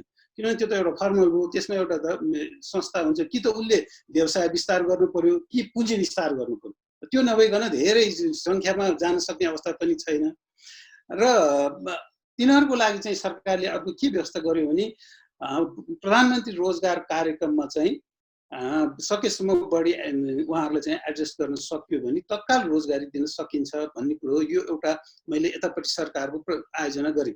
अर्को एउटा हामीले भुल्न नहुने भने हामीसँग 10 वर्षसम्म चाहिँ चल्यो द्वन्द्वको पिरियडमा धेरै सिरियस स्थिति थियो। त्यो बेला त हामीले सबै यो समस्यालाई ओभरकम गऱ्यौँ भने अहिले पनि केही समयको लागि हो, केही समयको लागि हामीले सहजीकरण गर्न सक्छौँ। यसमा अब उद्योगिक व्यवसायहरूसँग रहेको रिजर्भ होला अथवा कुनै त्यसमा फन्ड हुन्छ कि त्यस्तोलाई पनि प्रयोग गर्दै जान सक्यो भने श्रमिकसँगको सहकार्य पनि हुँदै जाने सजिलो हुन्छ। एउटा त्यतापट्टि गयौँ। अर्को हामीले अघि कुरा पनि उठ्यो, केन्द्रीय श्रम सल्लाहकार समितिको मिटिङ 2-3 चरणमा बस्यौँ हामी। ट्रेड युनियनसँग पनि छुट्टै बस्यौँ, इम्प्लोयरहरूसँग पनि छुट्टै बस्यौँ र केन्द्रीय श्रम सल्लाहकार समिति पनि बैठक बसेर एउटा हामीले कार्यदल बनाएको छ। त्यसको TOR-मा हामीले केही विषयहरू चाहिँ राखेका छौँ। यो विषय चाहिँ सेयर गर्नु चाहिँ ठिकै पनि हुन्छ। यो विषयमा हामी छलफल गरेर जान सक्यौँ भने यसले केही न केही निकास चाहिँ ल्याउँछ र यसलाई चाहिँ सरकारको लागि एउटा गाइडिङ प्रिन्सिपल जस्तो पनि हुन्छ जस्तो भन्ने मैले ठानेको छु। त्यसमा हामीले 3वटा सेक्टरबाट चाहिँ रिपोर्ट लिने भनेका छौँ। यसमा निजी क्षेत्र पनि छ, श्रमिक वर्ग पनि छ, सरकारको प्रतिनिधित्व पनि छ। यसमा पहिलो हामीले चाहिँ सर्ट टर्म एउटा कार्ययोजना कस्तो हुनसक्छ, मिडियम टर्म कस्तो हुनसक्छ, लङ टर्मको कस्तो हुनसक्छ भने यो आधारमा चाहिँ आउन सक्यो भने कोभिडको अवस्थामा, कोभिडको दौरान र कोभिड पछि चाहिँ गर्न सक्ने कुराहरू आउन सक्छ। जस्तो पहिलो चरणमा हामीले के गर्यौँ भने अनौपचारिक क्षेत्रका श्रमिकहरूलाई राहत दिने तथा रजिस्ट्रेसनका कुराहरू, घरेलु तथा साना उद्योगलाई कसरी चाहिँ राहत दिन सकिन्छ ती व्यवस्थाहरू के गर्दाखेरि उहाँहरूलाई उत्थान गर्न सकिन्छ। पक्कै पनि अहिले सबभन्दा बढी मार परेको भने अनौपचारिक क्षेत्र र घरेलु तथा साना उद्योगलाई हो। किनभने त्यहाँ उहाँहरूले रोजगारी क्यास क्रन्च त छँदैछ, रोजगारी पनि दिन सक्नु भएको छैन, आम्दानी पनि गर्न सक्नु भएको छैन। त्यसलाई चाहिँ पहिलो चाहिँ प्रायोरिटी दिएर सरकारले एड्रेस गर्ने पर्ने अवस्था छ। त्यसमा चाहिँ सरकारले सोचिरहेको पनि छ भने अब अघि पनि कुरा उठ्यो, वैशाख चैत्र महिनाको तलब के गर्ने, वैशाख महिनाको तलब के गर्ने, यो पनि अर्को एउटा इस्यु हुन्छ। तर सरकारले वैशाखको एउटा स्ट्राटेजी ल्याइसक्यो। अब हामी वैशाख भन्दा पनि जेठ र असारमा हामी कसरी जाने भनेर प्लानिङ अहिलेदेखि गऱ्यौँ भने सरकारको अर्को निर्णय आउँदाखेरि चाहिँ उद्योगी व्यवसायी श्रमिकहरू सबैलाई एउटा खालको समझदारीमा लिएर जान सकिन्छ कि जस्तो लाग्छ। भने अब दोस्रो मिडियम टर्मको कुराहरू गर्दाखेरि उद्योग प्रतिष्ठान कसरी सञ्चालन गर्ने, कुन कुन उद्योग सञ्चालन गर्ने, यी विषयहरूमा चाहिँ हामी जान सक्छौँ भने रोजगारीमा परेको असर प्रभाव त्यसलाई हामी सेक्टरल रूपमा पनि हेर्न सकिन्छ। टुरिज्म के हो, म्यानुफ्याक्चरिङ के हो, इन्डस्ट्रियल, यी सेक्टर वाइजहरूमा पनि एनालाइसिस गरेर कसरी रिभाइभ गर्न सकिन्छ भन्ने विषयहरूमा पनि मिडियम टर्मबाट जान सकिन्छ। भने लङ टर्ममा चाहिँ उद्योग प्रतिष्ठानहरूको फुल्ली सञ्चालन गर्ने र उनीहरूलाई आर्थिक रूपले अझ सक्षम र परेका समस्यामा जुन क्यास क्रन्च पर्छ त्यो बेलामा चाहिँ कसरी उठाउन सकिन्छ भने वैकल्पिक व्यवस्थाहरू जानुपर्छ। र यसको लागि चाहिँ विभिन्न अन्तर्राष्ट्रिय सङ्घ संस्थाहरूसँग पनि सहकार्य गर्दै कसरी निजी, जस्तो हामीलाई थाहा छ आइएफसीबाट कतिपय अवस्थामा निजी क्षेत्रलाई सपोर्ट पनि गरेको अवस्था, नेपाल सरकार सहभागी भएर गरेको पनि अवस्था छ भने त्यसको विधि पनि अपनाएर हामी जान सक्ने अवस्था पनि हुनसक्छ। तर एउटै कुरो मैले अघि पनि भने, रिचर्डले पनि अघि भन्नुभयो, सोसियल डायलग नै सबभन्दा राम्रो हो। यसमा सोसियल डायलगमा चाहिँ अलिक बढी हामी खर्च्यौँ भने मलाई लाग्छ कुनै पनि यस्तो समस्या छैन जुन हामी समाधान गर्न सकिन्छ। किनभने सबैलाई, सरकारलाई पनि थाहा छ उद्योग व्यवसायहरूलाई कस्तो कस्तो समस्या छ। किनभने हाम्रो मोस्ट अफ द रेभिन्यू चाहिँ आउने समय अहिले हो, त्यसलाई सरकारले पछितिर है कसैले पनि वैशाखको छ भने जेठ असारमातिर भनिरहेको छ भने खर्च गर्ने ऊ चाहिँ ट्रेन्ड चाहिँ असाध्यै बढ्दै गइरहेको छ। यो अवस्थालाई चाहिँ निजी क्षेत्रबाट पनि अलिकति विचार गर्ने हो र त्यो बमोजिमको सरकारलाई सहयोग हुने हो भने मलाई लाग्छ यो निजी क्षेत्रको सहयोगले, अहिलेको सहयोगले सरकारलाई सपोर्ट पनि हुन्छ र केही समयपछि पोलिसीगत रूपमा चाहिँ केही समयपछि बजेट पनि आउँदैछ, त्यो बजेटमा एड्रेस पनि हुन्छ भन्ने अपेक्षा चाहिँ मैले राखेको छु। अहिले चाहिँ सरकारले गरेको कुराहरू मैले यतिसम्म राखेँ, अरू थप आयो भने म फेरि पनि बोल्छु। धन्यवाद सचिवज्यू। केही अब हाम्रा दर्शकहरूबाट प्रश्न आएछ, त्यो पनि म राखिहालौँ कि अरू लिन भन्दा पहिला। यसमा के छ भने जस्तो यो जुन 50% पारिश्रमिक वैशाखको अहिले दिने र 50% पछि खुल्दा दिने भन्ने सरकारको निर्णय भयो। अब यहाँ हामीले हेर्दाखेरि अर्थ मन्त्रालयले एउटा एनालिसिस गर्दैछ कि कुन सेक्टरलाई बढी असर परेको छ, कुन सेक्टरलाई कम असर परेको छ, कसलाई परेको छैन, त्यो एनालिसिस गरेर मात्र त्यसलाई कुन किसिमको राहत दिने हो भनेर स्टडी गराइरहेछ। राष्ट्र ब्याङ्कले पनि गराइरहेछ, हाम्रो उद्योग मन्त्रालयले पनि गराइरहेछ। त्यो कारणले हामीले एउटा यो ब्ल्याङ्केट निर्णय गरे 50% सबै रोजगारदाताले 50% दिनुपर्ने भन्ने ब्ल्याङ्केट निर्णय गर्नुभन्दा यो सेक्टोरल हेरेर एउटा एनालिसिस गरेर यो निर्णय गरेको भए बढी एक्सेप्टेबल र बढी प्र्याक्टिकल हुने थिएन र?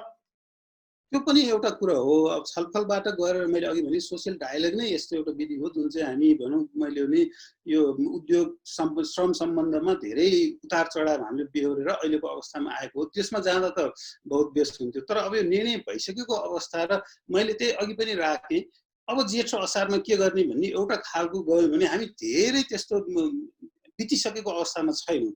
भर्खरै 1.5 महिनाको कुरो अवस्था आएको छ। हाम्रो 1.5 महिनाको मात्र हो। 1.5 महिनामा हो सबभन्दा ठुलो समस्या साना घरेलु उद्योगलाई चाहिँ पक्कै परेको छ। त्यसमा सरकार पनि सचेतै हो छ। अब ठुला उद्योगहरू जो चाहिँ सङ्गठित रूपमा चलेको छ उहाँको लागि चाहिँ अलिकति सहजीकरण चाहिँ गरिदिँदाखेरि चाहिँ मलाई त्यति असिलो चाहिँ लाग्दैन। त्यो चाहिँ सकिन्छ कि जस्तो लाग्छ। तर यहाँहरूको प्रब्लम त फेरि आफ्नै ठाउँमा छ। तर फेरि पनि हामी चाहिँ त्यही भनेर अस्ति हामीले श्रम सल्लाहकार समितिबाट एउटा कमिटी पनि बनायौँ। यसमा कसरी चाहिँ एउटा अप्सनमा जान सकिन्छ। अब वैशाखकै भन्दाखेरि वैशाख बिति पनि सक्यो। त्यसकारण सरकारले एउटा अप्सन पनि त्यहाँ ल्याएको छ।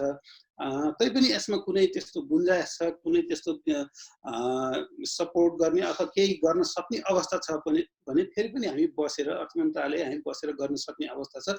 तर एउटा भुल्न नहुने कुरो चाहिँ के हो भने मुलुकको अर्थतन्त्र के हो त, हामी त्यसमा कतिको छौँ, भन्ने कुरा पनि हामीले चाहिँ त्यतिकै विचार गर्नुपर्छ हैन। राष्ट्रकै अर्थतन्त्र चाहिँ असिलोमा पर्यो भने त भोलि न उद्योग व्यवसाय छ न श्रमिकको कुरा आउँछ। त्यसकारण यो विषयलाई पनि प्रमुखता चाहिँ दिनुपर्छ।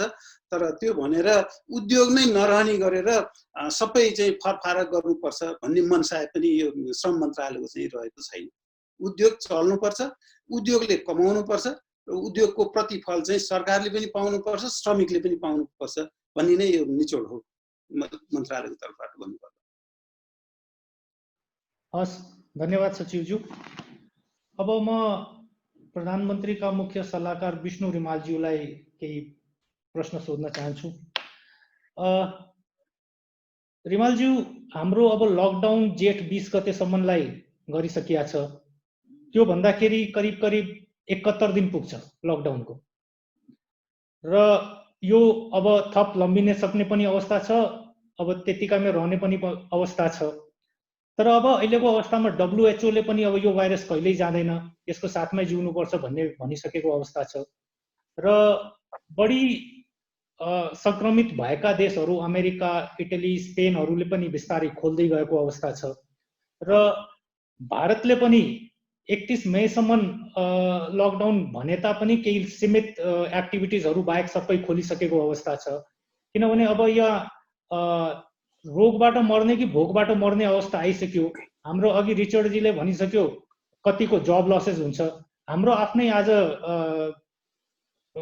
डाटा एउटा पब्लिस भएको छ, मैले एउटा पत्रिकामा पढेको छ, अथेन्टिकेट त मलाई थाहा भएन, तर 96 लाख रोजगारी गुम्ने, हाम्रै नेपालमा 96 लाख रोजगारी गुम्ने भन्ने एउटा डाटा आएको छ हैन। अब 71 दिन हाम्रो पुगिसक्यो र अब जुन चाइनाको वुहान, जुन यसको एपिसेन्टर थियो यो भाइरसको, त्यहाँ पनि 78 दिन थियो जम्मा लकडाउन। अहिले सबै जनता माझ, हाम्रै उद्योगी व्यवसायी माझ सबको एउटा कुरा खुल्दुली अथवा क्वेसन के छ भने यो लकडाउन कहिलेसम्म चल्ने हो र यसको लकडाउनबाट निस्कनलाई गभर्नमेन्टले के एक्जिट स्ट्र्याटेजी बनाएको छ, के प्लान छ भन्ने कुरा एकचोटि जानकारी गराइदिनु अनुरोध छ। धन्यवाद राजेशजी। सबै साथीहरूलाई नमस्कार। मन्त्रीज्यू, सचिवज्यू, रिचार्ड, हरिभक्तजी, सतीशजी र सबै सम्पूर्ण साथीहरू, गेवालीजी एपेयर भइरहनु भएको छैन। म धेरै उपयुक्त मान्छे परिन जस्तो यो छलफलमा, किनभने मन्त्रीज्यू नै हुनुहुन्छ, सचिवज्यू नै हुनुहुन्छ। त्यो भनेपछि दुईजना महत्त्वपूर्ण व्यक्तित्व एक्जिक्युटिभको भएपछि उहाँहरूले जे बोल्नु छ मैले बोल्ने नि त्यही नै हो। मैले त उहाँहरूले भनेकै कुरालाई समर्थन गर्ने कुरा रह्यो। त्यस कारणले गर्दा म योभन्दा धेरै भन्न सक्छु जस्तो लाग्दैन। पहिलो कुरो त यति भन्न विनम्रतापूर्वक भन्न चाहन्छु। दोस्रो विषय यहाँले उठाउनु भएकोमा लकडाउन कहिलेसम्म कति लामो होला भन्नेमा चाहिँ एक दुईवटा विषयलाई चाहिँ हामी ख्याल गरौँ जस्तो लाग्छ। चाइना एक खालले उसले आफ्नो केसलाई ह्यान्डल गर्यो, वुहानलाई उसले लकडाउन गर्यो, त्यहाँ कसैलाई जान दिएन, त्यहाँबाट बाहिर निक्लिनलाई पनि भाइरसबाट सङ्क्रमित छ भने जान नदिने, सङ्क्रमित छैन भने जान दिने गर्यो। जसले गर्दाखेरि यहाँले भन्नुभएको जस्तै 71 दिन यदि त्यही सङ्ख्या ठिक हो भने 71 दिनमा जम्मै कर्भलाई फ्ल्याट गर्ने तहमा पुग्यो र अहिले चाइनामा फाटोफुटो मात्र केस देखिएका छन्। उसले आफ्नो भूमिमा अरू ठाउँ फैलिन नै दिएन। उसको एउटा सफल अनुभव त्यहाँबाट देखिन्छ। हाम्रो समाज चाइनाको भन्दा पृथक छ। हाम्रो समाज इन्डियाको जस्तै जस्तै देखिन्छ। हामी लकडाउन भनेको बेलामा पनि अब यो कर्फ्यू खुलेको बेला जस्तो घुम्न रुचाउने, त्यसपछि खुल्ला सिमाना भएकोबाट यता आउँदाखेरि आएर आफ्नो समाजमा आफूसित रोग छ छैन नभनिकनै भद्रगोलसँग घुलमिल हुन रुचाउने जस्तो भइदियो। जसले गर्दाखेरि पहिलो दुईवटा लकडाउन हुँदा जुन तरिकाले हामी कहाँ सङ्ख्या बढेन, पछिल्लो समय अलिकति हामीले खुकुलो गर्न साथ, खास गरी वैशाखको महिना लागेपछि, वैशाखको मध्यतिर हामीले अलिकति खुकुलो गर्न साथै हामीमा सङ्ख्या एकदम फर्र बढेर जाने स्थिति भयो। एकातिर भारतले पनि आफूलाई रोक्न नसकेको स्थिति अहिले बढेको बढै छ, लाख नागिसकेको स्थिति छ र दक्षिणी सीमाबाट पूर्व पश्चिम दक्षिणी सीमाबाट नेपालीहरू आउन चाहिरहनु भएको, एउटा चाहिँ क्वारेन्टाइनको अवधि पुगेकाहरू त आइ नै रहनु भएको छ। उहाँहरूले थ्याक्नुपर्ने स्थिति रहिरहेको, जसले गर्दाखेरि हामीले लकडाउन गर्नुको अर्थ भनेको सङ्क्रमण नफैलियोस् भनेर थियो। सङ्क्रमणलाई पनि कन्ट्रोल गर्न नसक्ने, क्वारेन्टिनमा भित्र पनि मान्छेलाई चाहिँ व्यवस्थित गर्न नसक्ने स्थिति रहिरहेको अवस्थामा यो लकडाउनमा अलिकति भद्रगोल चाहिँ देख्न गएको छ। यसलाई कसरी व्यवस्थित गर्ने भन्ने बारेमा सरकारले त सोच्नै परिहाल्यो। सँगसँगै तपाईँ हामी सबै यो सामाजिक क्षेत्रका सबै अगुवाहरूले यसलाई अलि एक ढङ्गले सोध्नुपर्छ होला जस्तो मलाई लाग्छ। त्यसपछि मात्रै हामी एउटा बाटोमा जान सक्छौँ। अहिले यतिखेर हामीले अलि सेन्टिमेन्टल कुरा मात्रै गरेर हुन्छ जस्तो लाग्दैन। भोग ठुलो कि रोग ठुलो जस्तो कुराहरू, मर्नुभन्दा बौलाउनु निको भने जस्तो कुरा गर्न थालियो भने कहिले पनि हामी निष्कर्षमा पुग्छौँ जस्तो लाग्दैन। सबभन्दा पहिलो काम त तपाईँ हामी सबैको मान्छेलाई सङ्क्रमणबाट जोगाउने हो। जो सङ्क्रमित छन् उनीहरूलाई उपचार गर्ने हो र निको बनाउने प्रयत्न गर्ने हो। अब हरिभक्तजी नै यहाँ हुनुहुन्छ, उहाँ स्वास्थ्य क्षेत्रको औषधि उत्पादन गर्ने मान्छे हुनुहुन्छ।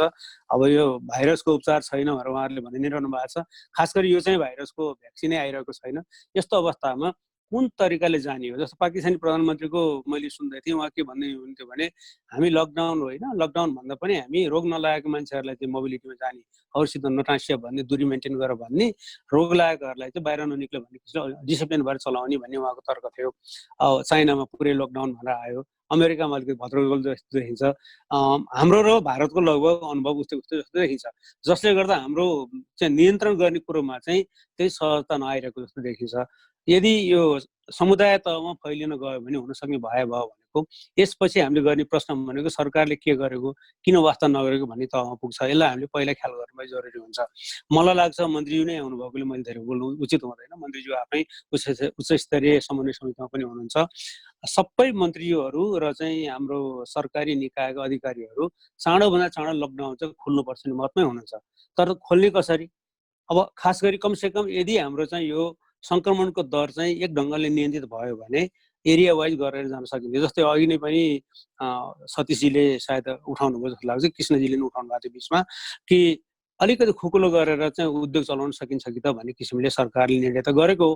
तर हामी कहाँ चाहिँ जटिलता के आयो भने हामीले सोचेको जस्तो औद्योगिक क्षेत्र त छैन हामीसित। बस्तीको बिचमा उद्योग धन्दा छ, त्यसमा जानुपर्ने मान्छेले त्यहीँ राखिरहन सक्दैनौँ। घरबाट त्यहाँ पुग्छन्, फर्केर जाँदाखेरि सङ्क्रमित हुने सम्भावना त रहि नै हाल्यो। त्यहीँ थुनेर राख्न सक्ने, त्यहीँ बसाएर राख्न सक्ने, त्यहीँ खुवाएर राख्न सक्ने भए त उत्पादन हुन्थ्यो होला, जोगिन सक्थ्यो। एउटा उदाहरण दिउँ न, धरहरा निर्माणलाई हामीले रोकिरहेका छैनौँ, किनभने धरहरा निर्माण लाग्नुभएको श्रमिकहरू अन्त जानुहुन्न, त्यहीँ बस्नुहुन्छ, अन्तबाट आउने सम्भावना पनि छैन। रानी पोखरीको अलिकति हामीले रोक्यौँ, पछि हामीले त्यहाँ चलाउन सजिलो ठाउँको उदाहरण दिएँ मैले। उद्योगमा त विभिन्न खालका साथीहरू बस्तीमा नजिक बस्नु भएको छ, हामी त्यहीँभित्र राख्न सक्ने गेस्ट हाउस बनाउन सकेका छैनौँ। फर्केर जाऊ भन्दाखेरि फेरि बाटोमा सङ्क्रमण फैलिन सक्ने खतराले हामीलाई अलि अप्ठ्यारो परिरहेको छ।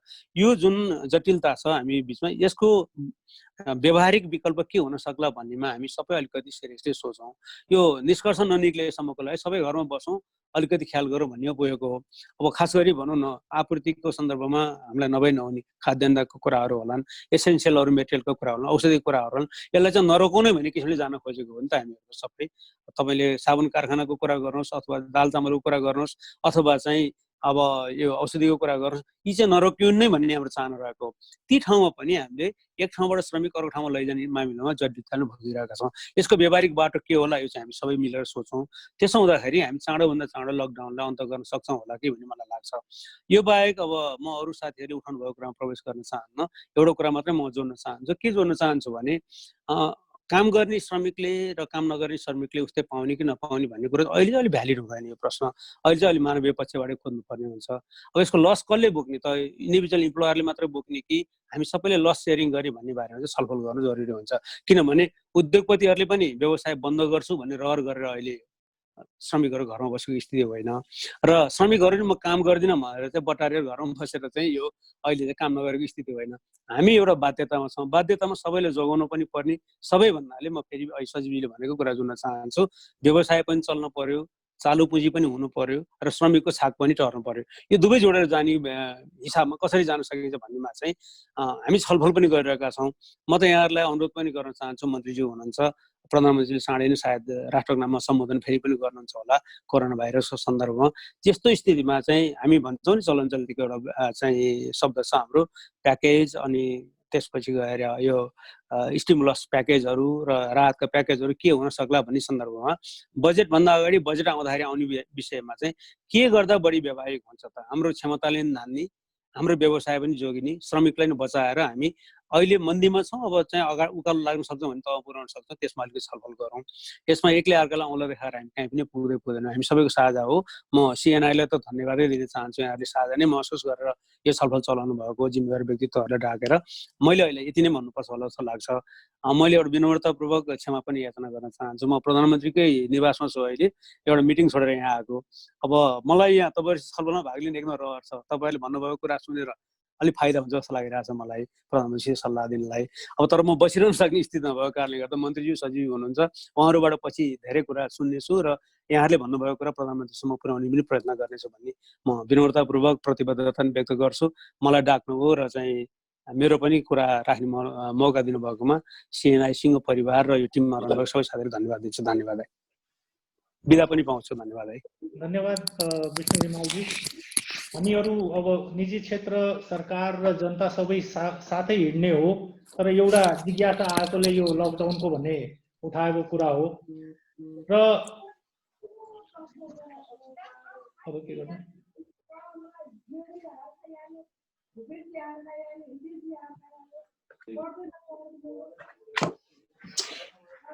अब म माननीय मन्त्रीज्यूलाई केही कुरा राख्न चाहे।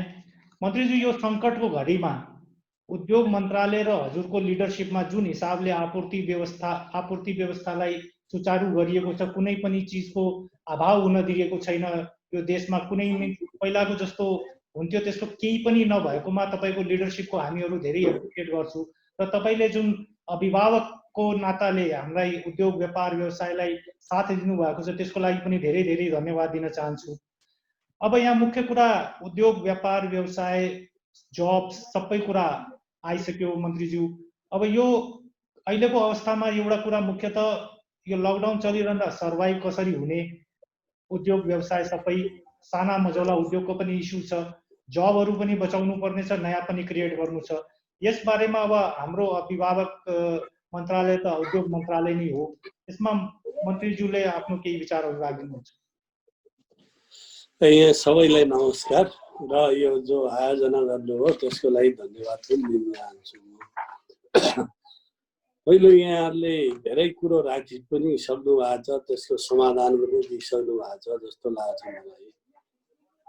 पहिलो कुरो त यो महामारी विश्वव्यापी नै भएर अब यो नेपालतिर बिस्तारै हामीले पहिला के भन्यौँ भने यसलाई आउनै नदिने भन्यो, त यो भित्र आयो, आइसकेपछि अब यसलाई चाहिँ फैलिन दिनुहुन्न भन्यो र यो फैलिने क्रम छ। किन फैल्यो भन्ने यसको कारणमा जान जरुरी छ। हामी त्यो कारण भनेको अब हामी भारतमा धेरै हाम्रो सिजनल मजदुरहरू जाने कुरो, अन्य कामले आवत जावत हुने कुरो, त्यसपछि हाम्रो व्यापार व्यवसाय लगभग त्यहाँ भारतमै अधिकांश हाम्रो हुन्छ। तपाईँहरूकै डाटा, अब हाम्रो डाटाले के भन्छ भने 65% व्यवसाय चाहिँ हाम्रो भारतसँगै हुन्छ भन्ने छ।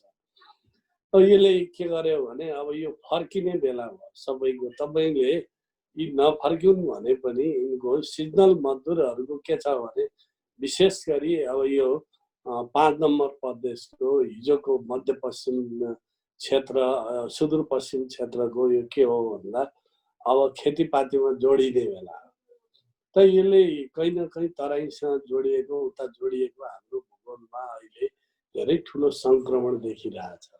यसलाई कसरी हामीले कन्ट्रोल गर्ने, नियन्त्रण गर्ने र निगो हुने भन्ने कुरो तपाईँ हाम्रो सामान्यमा चुनौती छ।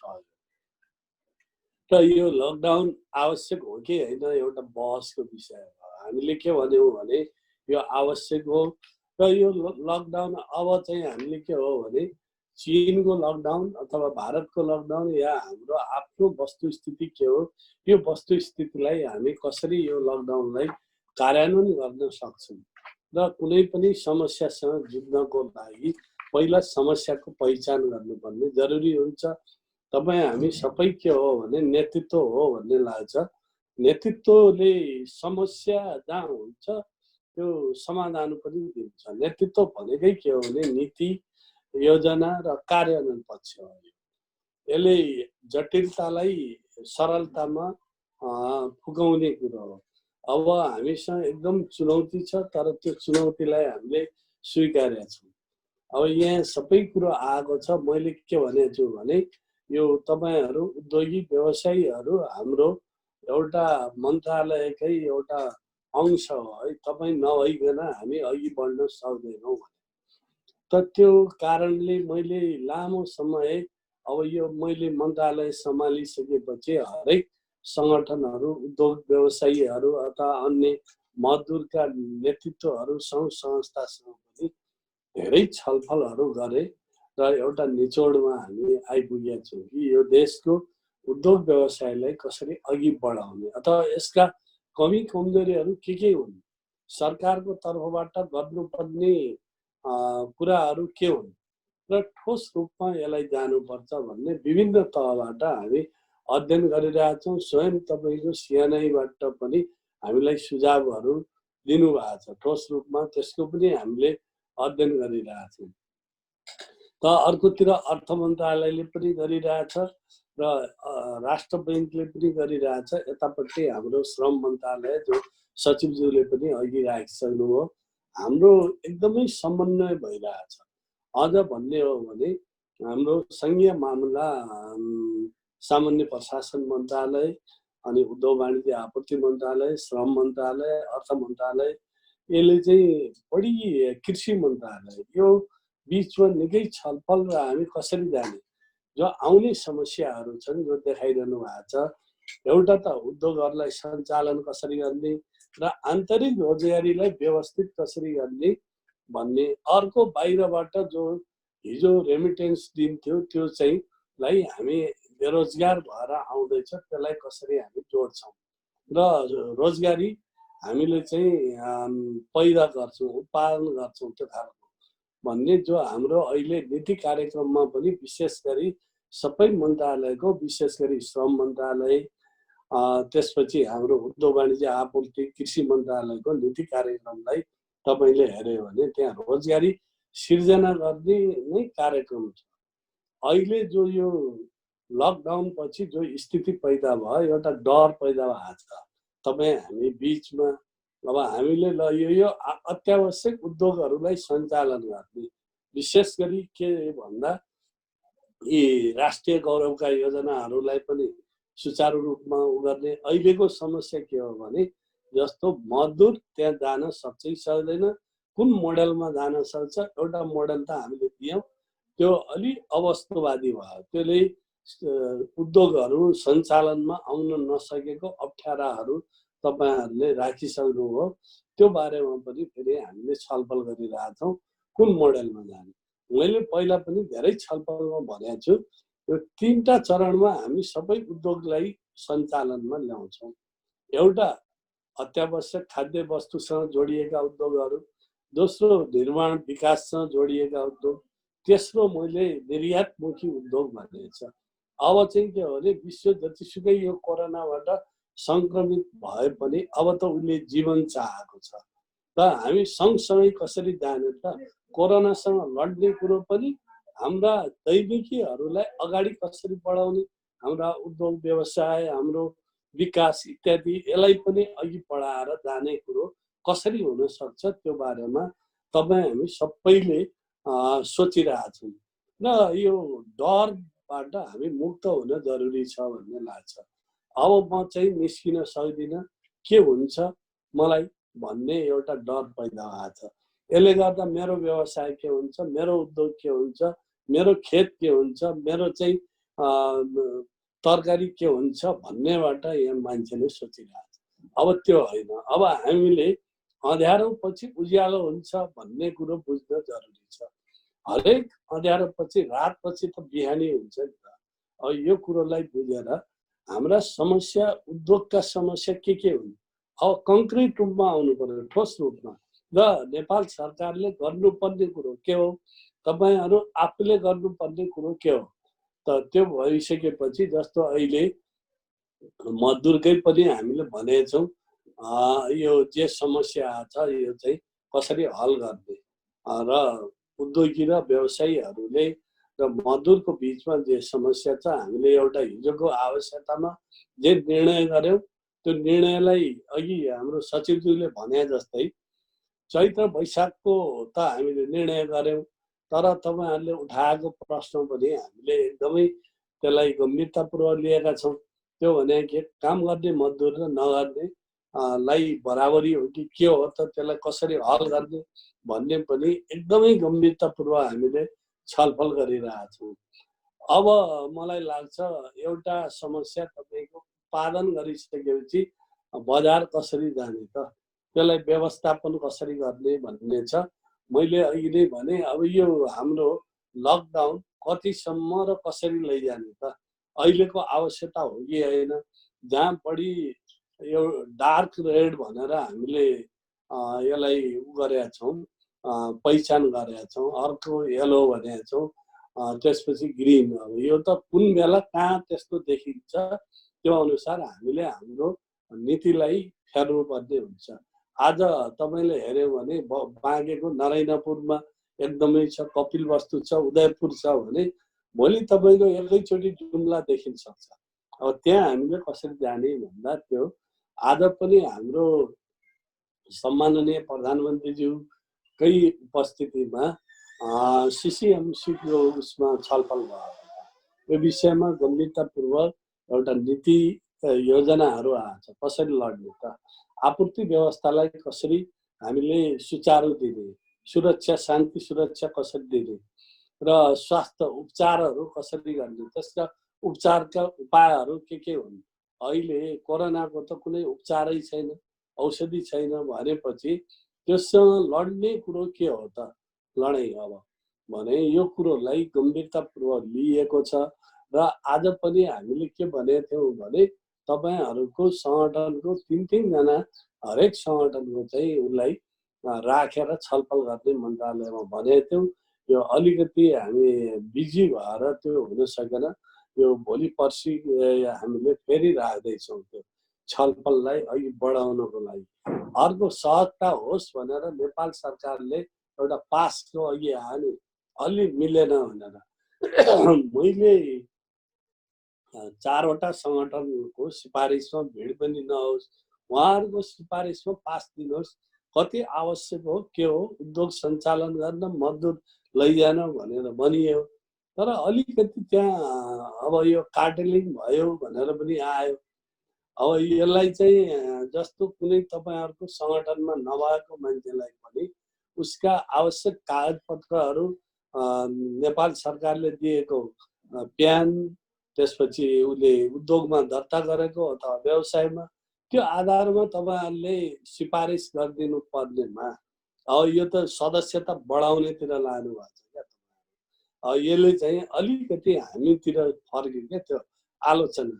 त्यो भएर मैले के भने वाणिज्य र उद्योगमा त्यो सङ्गठनबाट आएका सिफारिस एकत्रित छन् भने जो त्यो सङ्गठनको सदस्य छैन उसलाई निवेदन दिने भन्नु सोझै तिनीलाई अब यो विभागले, उद्योग विभाग र वाणिज्य विभागले इस्यु गरिदिन्छ पास भनेर।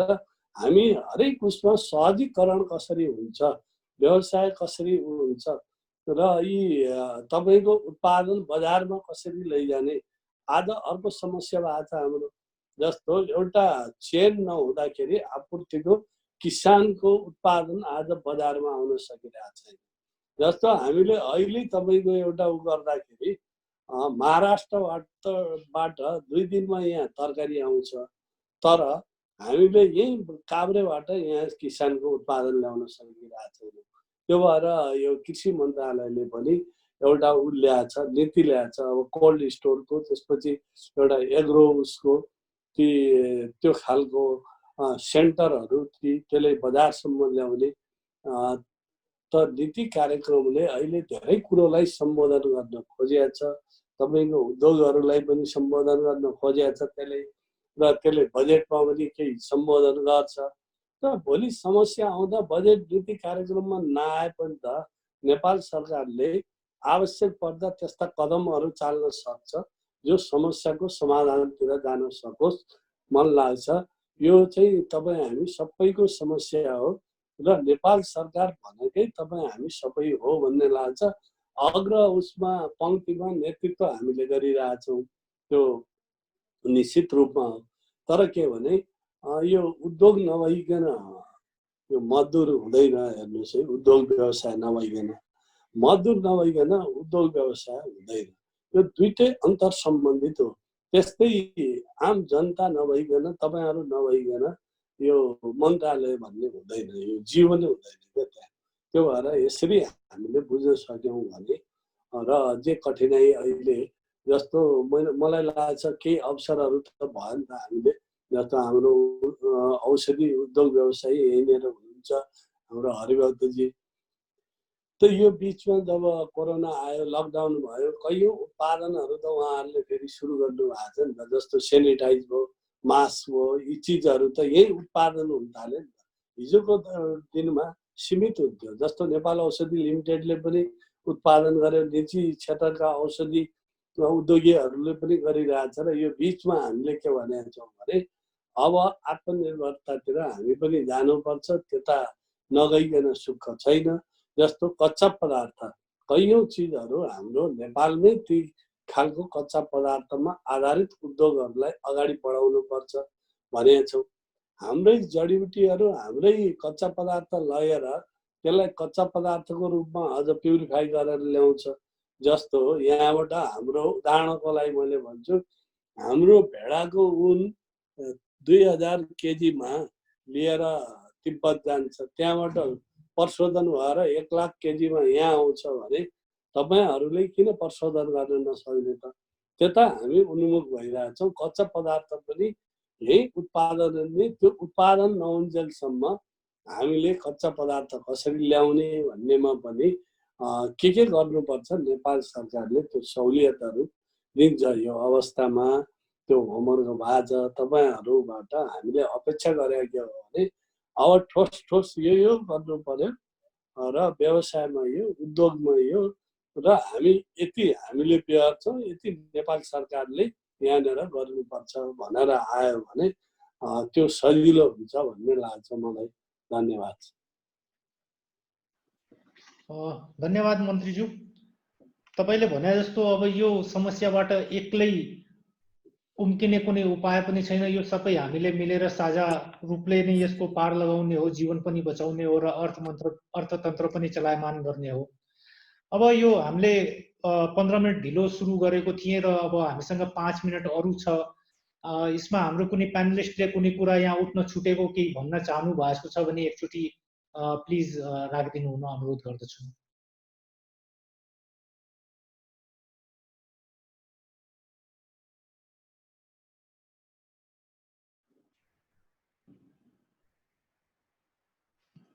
सचिवजीले। हजुर, म एउटा कुरो राखौँ है। हजुर। म किनभने अघि दुईटा विषय निस्क्यो, जस्तो भाइरस लागेकोमा जरिवाना र सजाय उद्योग व्यवसायलाई हुन्छ कि भन्ने एकातिर डर भयो। अर्को चाहिँ लेबर ललाई चाहिँ सस्पेन्ड गरौँ कि भन्ने, यो दुईटा विषयलाई मैले अलिकति क्लियर गरौँ। ऐनले के भन्छ भने यो अहिलेको जुन भाइरसको कारणले कुनै पनि उद्योगिक व्यवसायहरू श्रमिकलाई काम गराउँदा उद्योगिक कुनै भाइरस लाग्यो भने त्यसको जिम्मेवार चाहिँ उद्योग व्यवसाय हुनु पर्दैन। यो नर्मल पिरियडमा त्यो ऐनमा भएको व्यवस्था हो। यसमा चाहिँ हामी क्लियर हुनुपर्छ। त्यसको जम्मै खर्च र अरू व्यवस्थापन चाहिँ सरकारले जिम्मा लिएको छ। त्यसैले एउटा यो क्लियर गर्न चाह्यो भने लेबर ल सस्पेन्ड भन्ने कुरो चाहिँ यो अहिले क्रिटिकल टाइम असिलो समयमा आएर हामी यो कुरा गऱ्यौँ भने चाहिँ भोलि यसले अलिकति नेगेटिभ असर पर्छ कि होइन, बरु प्रशासनिक रूपले समाधान कसरी जाने भन्ने चाहिँ उपाय कारगर होला। एक्टलाई नै यसरी सस्पेन्ड नजाँदाखेरि अलिकति यसले चाहिँ समस्या ल्याउँछ कि जस्तो मेरो यति मात्र दुईटा कुरा हो। हामी बसेर यसको समाधान चाहिँ निकाल्नुपर्छ। तर जुन उद्योग व्यवसायमा डर भएको भाइरसको कारणले उद्योग व्यवसाय सजाय जेल हुन्छ यो हुँदैन, यो भाइरसको कारणले चाहिँ, त्यति चाहिँ मैले स्पष्ट गरेँ। धन्यवाद सचिवज्यू।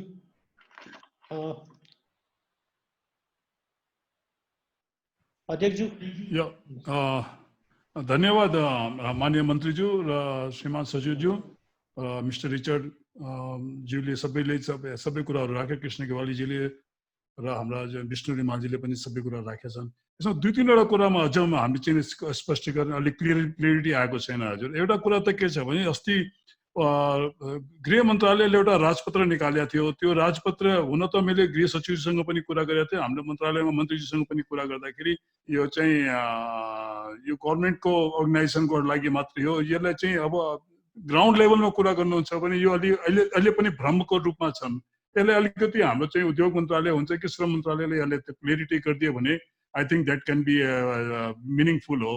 किनभने अब गभर्मेन्टको आफ्नै चाहिँ त्यो गभर्मेन्टका उद्योगहरू लागि हो, पिएसयुजहरूको लागि हो भने यसलाई एउटा क्लियर गरिदिनुपर्छ। र अर्को स्पेसिफिक इन्डस्ट्रिजहरूको हाम्रा चाहिँ धेरैवटा चाहिँ क्वेसन आन्सरहरू पनि आएका छन् हाम्रा चाहिँ मेम्बर्सहरूबाट र हाम्रा चाहिँ धेरै करिब करिब 200 भन्दा बढी चाहिँ पार्टिसिपेन्ट यसमा चाहिँ डाइरेक्टली जुममा पनि थियो र फेसबुकमा पनि छन्। तिनीहरूको स्पेसिफिक क्वेसनहरू हाम्रो अब टाइम कन्स्ट्रेन्टले गर्दाखेरि हामीले चाहिँ अहिले चाहिँ एड्रेस नगर्न सक्यौँ भने पनि हाम्रो माननीय मन्त्रीज्यूलाई चाहिँ एउटा भोलि पर्सिमा नै टाइम लिएर हामी चाहिँ यसमा स्पेसिफिक इस्युजहरूको लागि पनि हामीले रिक्वेस्ट गर्न चाहेका छौँ। त्यो स्पेसिफिक इस्युजहरूले गर्दाखेरि त्यसलाई चाहिँ अब अझ इकोनोमिकलाई कसरी चाहिँ हामीले चलायमान गर्न सकिन्छ त्यतातिर मात्रै हो, किनभने अलवेज सिएनआईले पोजिटिभ थट राखेर नै कुराहरू गर्छ। यो चाहिँ यहाँले पनि बुझिराख्नु भएकै हो। यति मात्र भन्न चाहेको हो। यसमा अलिकति त्यो अघि अस्तिको राज्यपत्रले पनि कन्फ्युजनहरू पैदा गरिदिएको हुनाले त्योलाई क्लियरिटी कसरी गर्न सकिन्छ त्यसलाई चाहिँ हामी चाहिँ निवेदन गर्न चाहन्छौँ र साथसाथै स्पेसिफिक इस्युजहरूमा हामीले चाहिँ अझ अनि चाहिँ माननीय मन्त्रीज्यूसँग टाइम लिएर वा श्रीमान सचिवज्यूसँग टाइम लिएर we will talk with on that issues. अब हाम्रो हरिभक्तजीले पनि के बोल्न चाहेको, राजेशजी प्लिज हरिभक्तजीलाई पनि हामीले चाहिँ अनम्युट गरेर हामीले उहाँको पनि कुरा सुनिहालौँ। धन्यवाद, थ्याङ्क यू। धन्यवाद हजुरज्यू। हरिजी माननीय मन्त्रीज्यू, म दुईटा एकदमै इम्पोर्टेन्ट इस्युजहरू, म अब हेल्थ सेक्टरको मान्छे भएको हुनाले हामीले अहिले एउटा अत्यन्त महत्त्वपूर्ण कुरा गर्नु के जरुरी छ भने यदि कुनै इन्डस्ट्रीमा काम गराउनु पर्ने भयो भने त्यस्तो इन्डस्ट्रीमा काम गर्न जाने कर्मचारीहरूको लागि अलिकति द्रुत यो पिसिआर टेस्ट गर्ने चाहिँ व्यवस्था गर्नु पर्यो। किनकि एउटा इन्डस्ट्रीमा 10, 20, 50 जना यदि कर्मचारी भित्र लानु पर्यो भने त्यहाँ कोभिड नेगेटिभ भएकालाई लानुपर्ने आवश्यकता छ। तर यहाँ हामीले भोलिन्टरीली पनि टेस्ट गर्न गयौँ भने असाध्यै कठिन छ। त्यसकारणले उद्योग मन्त्रालयको सिफारिसमा गर्न मिल्छ कि या यो श्रम मन्त्रालयले गर्ने हो कि विभागले गर्ने हो, कहीँ तोकेर डेजिग्नेटेड ठाउँमा आवश्यकता अनुसार इन्डस्ट्रीमा काम गर्ने कर्मचारीहरूको लागि पिसिआर टेस्ट गरेर पिसिआर टेस्टको रिपोर्ट आइसकेपछि इन्डस्ट्रीमा काम गर्न भित्र दियौँ, उनीहरूले काम गराउन सके, आइसोलेट गर्न सके भने एउटा यो बाहिरतिर व्यापक रूपमा गरिएको नेपालमा यो गर्न नसकिएको छ। यसलाई अविलम्ब यसमा चाहिँ अलिकति छलफल गर्नु पर्यो। दोस्रो, इन्डस्ट्रीहरूले आफै यदि ऱ्यापिड टेस्ट गर्न चाहन्छन्, एकचोटि पिसिआर टेस्ट गरिसकेपछि बिचमा केही समस्या आयो कि भनेर हेर्न चाहन्छन् भने त्यो ऱ्यापिड टेस्ट गर्नको लागि अलिकति प्रुभेन र मलाई लाग्छ संसारमा केही यस्ता कम्पनीहरूका ऱ्यापिड टेस्टहरू चाहिँ अलिकति रिलायबल मानिएका छन्। त्यस्ता खालका रिलायबल भएका ऱ्यापिड टेस्टहरूलाई निजी क्षेत्रलाई चाहिँ आयात गर्न दिएर इन्डस्ट्रिजहरूलाई चाहिँ त्यो चलाउन दिएर यो चाहिँ फेरि त्यति गाह्रो पनि छैन, सरकारी संयन्त्रमै पुग्नु पनि पर्दैन त्यसको लागि। तर त्यसको उपलब्धता र त्यो इन्डस्ट्रिजहरूलाई ल्याउन चाहिँ अलिक सहज गरिदिने वातावरण बनाउन सकियो भने बिना टेस्टिङ काम गर्दा बढी रिस्क छ। टेस्टिङ गर्ने उपलब्धता हामीले बढायौँ, त्यस्ता खालका चाहिँ सुविधाहरू हामीले थप्यौँ भने यो सम्भव पनि छ। अहिले त्यति गाह्रो पनि छैन किनकि धेरै चिज अहिले विकास भइसकेका छ। त्यसकारणले यसमा सरकारले सहयोग नगरिकन इन्डस्ट्रीले आफै पिसिआर गर्न सक्नु हुँदैन, त्यो एउटा थप्न जरुरी देख्छु म।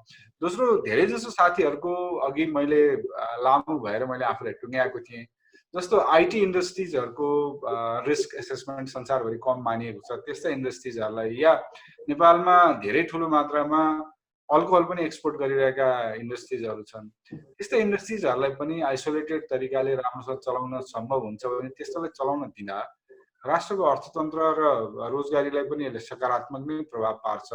अर्थतन्त्रलाई सहयोग पुग्ने, राजस्व पनि अलि धेरै आउने खालका इन्डस्ट्रिजहरूको operation with all health concerns being addressed त्यो गर्न चाहिँ मलाई लाग्छ अत्यन्त सान्दर्भिक हुन सक्छ। अहिलेको यो क्युए सेसनमा थुप्रै साथीहरूले यो जिज्ञासाहरू राख्नु भएको हुनाले उहाँहरूको तर्फबाट मैले मन्त्रीज्यूलाई यो जानकारी गराएँ। धन्यवाद। धन्यवाद हरिजी। सचिवज्यू, यसमा यो राजपत्रको बारेमा केही क्लारिफिकेसन गरिदिनुहुन्छ कि प्लिज? यो राजपत्र त अनौपचारिक रूपमा यहाँहरूसँग पहिला पनि छलफल भएको हो। अब यो मैले यसो एउटा यहाँहरूलाई आश्वस्त चाहिँ के पार्न सक्छु भने मन्त्रालय मार्फत मैले गृह मन्त्रालयमा यसको पत्राचार चाहिँ गर्न सकिन्छ। तर के भने उद्योग व्यवसाय साथीहरू नै गृह मन्त्रालयमा गएर कुरा गरेर मैले चाहिँ के ठानेको थिएँ भने यो चाहिँ सल्भ भइसकेका विषय होला, किनभने मैले नै कुरो उठाइदिएको हो। उहाँहरू आउँदाखेरि यसले भोलि कुनै कालान्तरमा समस्या पर्न सक्छ, यसलाई क्लियर चाहिँ गर्नुपर्छ है, गभर्मेन्टको अर्को निर्णय चाहिँ चाहिन्छ, नभए चाहिँ असिल हुन्छ भनेर भने त्यसको लागि एउटा ऊ भयो भने मन्त्रालयले गृह मन्त्रालयमा पत्राचार गर्न सक्छ। क्लियर चाहिँ हुनुपर्छ, यो के विषय हो भने हो, होइन भने होइन भन्ने चाहिँ क्लियर चाहिँ भएर जानै उपयुक्त हुन्छ किनभने यो भनौँ न यो अवस्था आइसकेपछि यसले पार्ने प्रभाव चाहिँ अलिक व्यापकै हुन्छ फेरि धन्यवाद सचिवज्यू Richard do you have anything to add Nothing additional. Thank you very much. अब म सबैलाई धन्यवाद दिन चाहन्छु यो हाम्रो सीएनआई को इकोनोमिक सर्भाइभल वेबिनारमा सहभागी भएर आफ्ना अमूल्य भनाइ राख्नु भएकोमा विशेष गरी हाम्रा उद्योग वाणिज्य तथा आपूर्ति मन्त्री माननीय लेखराज भट्टज्यूलाई धन्यवाद दिन चाहन्छु उहाँले यस्तो परिस्थितिमा पनि समय दिनुभएको छ यसको 1.5 घण्टासम्मको समय दिनुभएको छ साथै हाम्रा प्रधानमन्त्रीका प्रमुख सल्लाहकार विष्णु रिमालज्यूलाई पनि धन्यवाद दिन चाहन्छु हाम्रो श्रम रोजगार तथा सामाजिक सुरक्षा मन्त्रालयका सचिव विनोद केसीज्यू नेपाल सरकारका पूर्व सचिव कृष्ण देवालीज्यू र आईएलओ का कन्ट्री डाइरेक्टर डाक्टर रिचर्ड हवर्डलाई पनि म धन्यवाद दिन चाहन्छु साथै म हाम्रो यो जुम वेबिनारमा र फेसबुक लाइभमा सहभागी हुने सबैजनालाई पनि धन्यवाद दिन चाहन्छु साथै हाम्रो यसको पार्टनर्स फर्स्ट एन्ड सुलभनलाई पनि धन्यवाद दिन चाहन्छु र आशा गर्छु कि यसको अब हामीले आजको छलफलबाट एउटा पोजिटिभ निष्कर्ष निस्किन्छ र हामी यसको बारेमा थप छलफल चलाएर थप यसमा प्रोडक्टिभ राम्रो अर्थतन्त्र चलायमान गर्न सक्ने अवस्थामा पुग्न सक्छौं धन्यवाद सबैलाई नमस्कार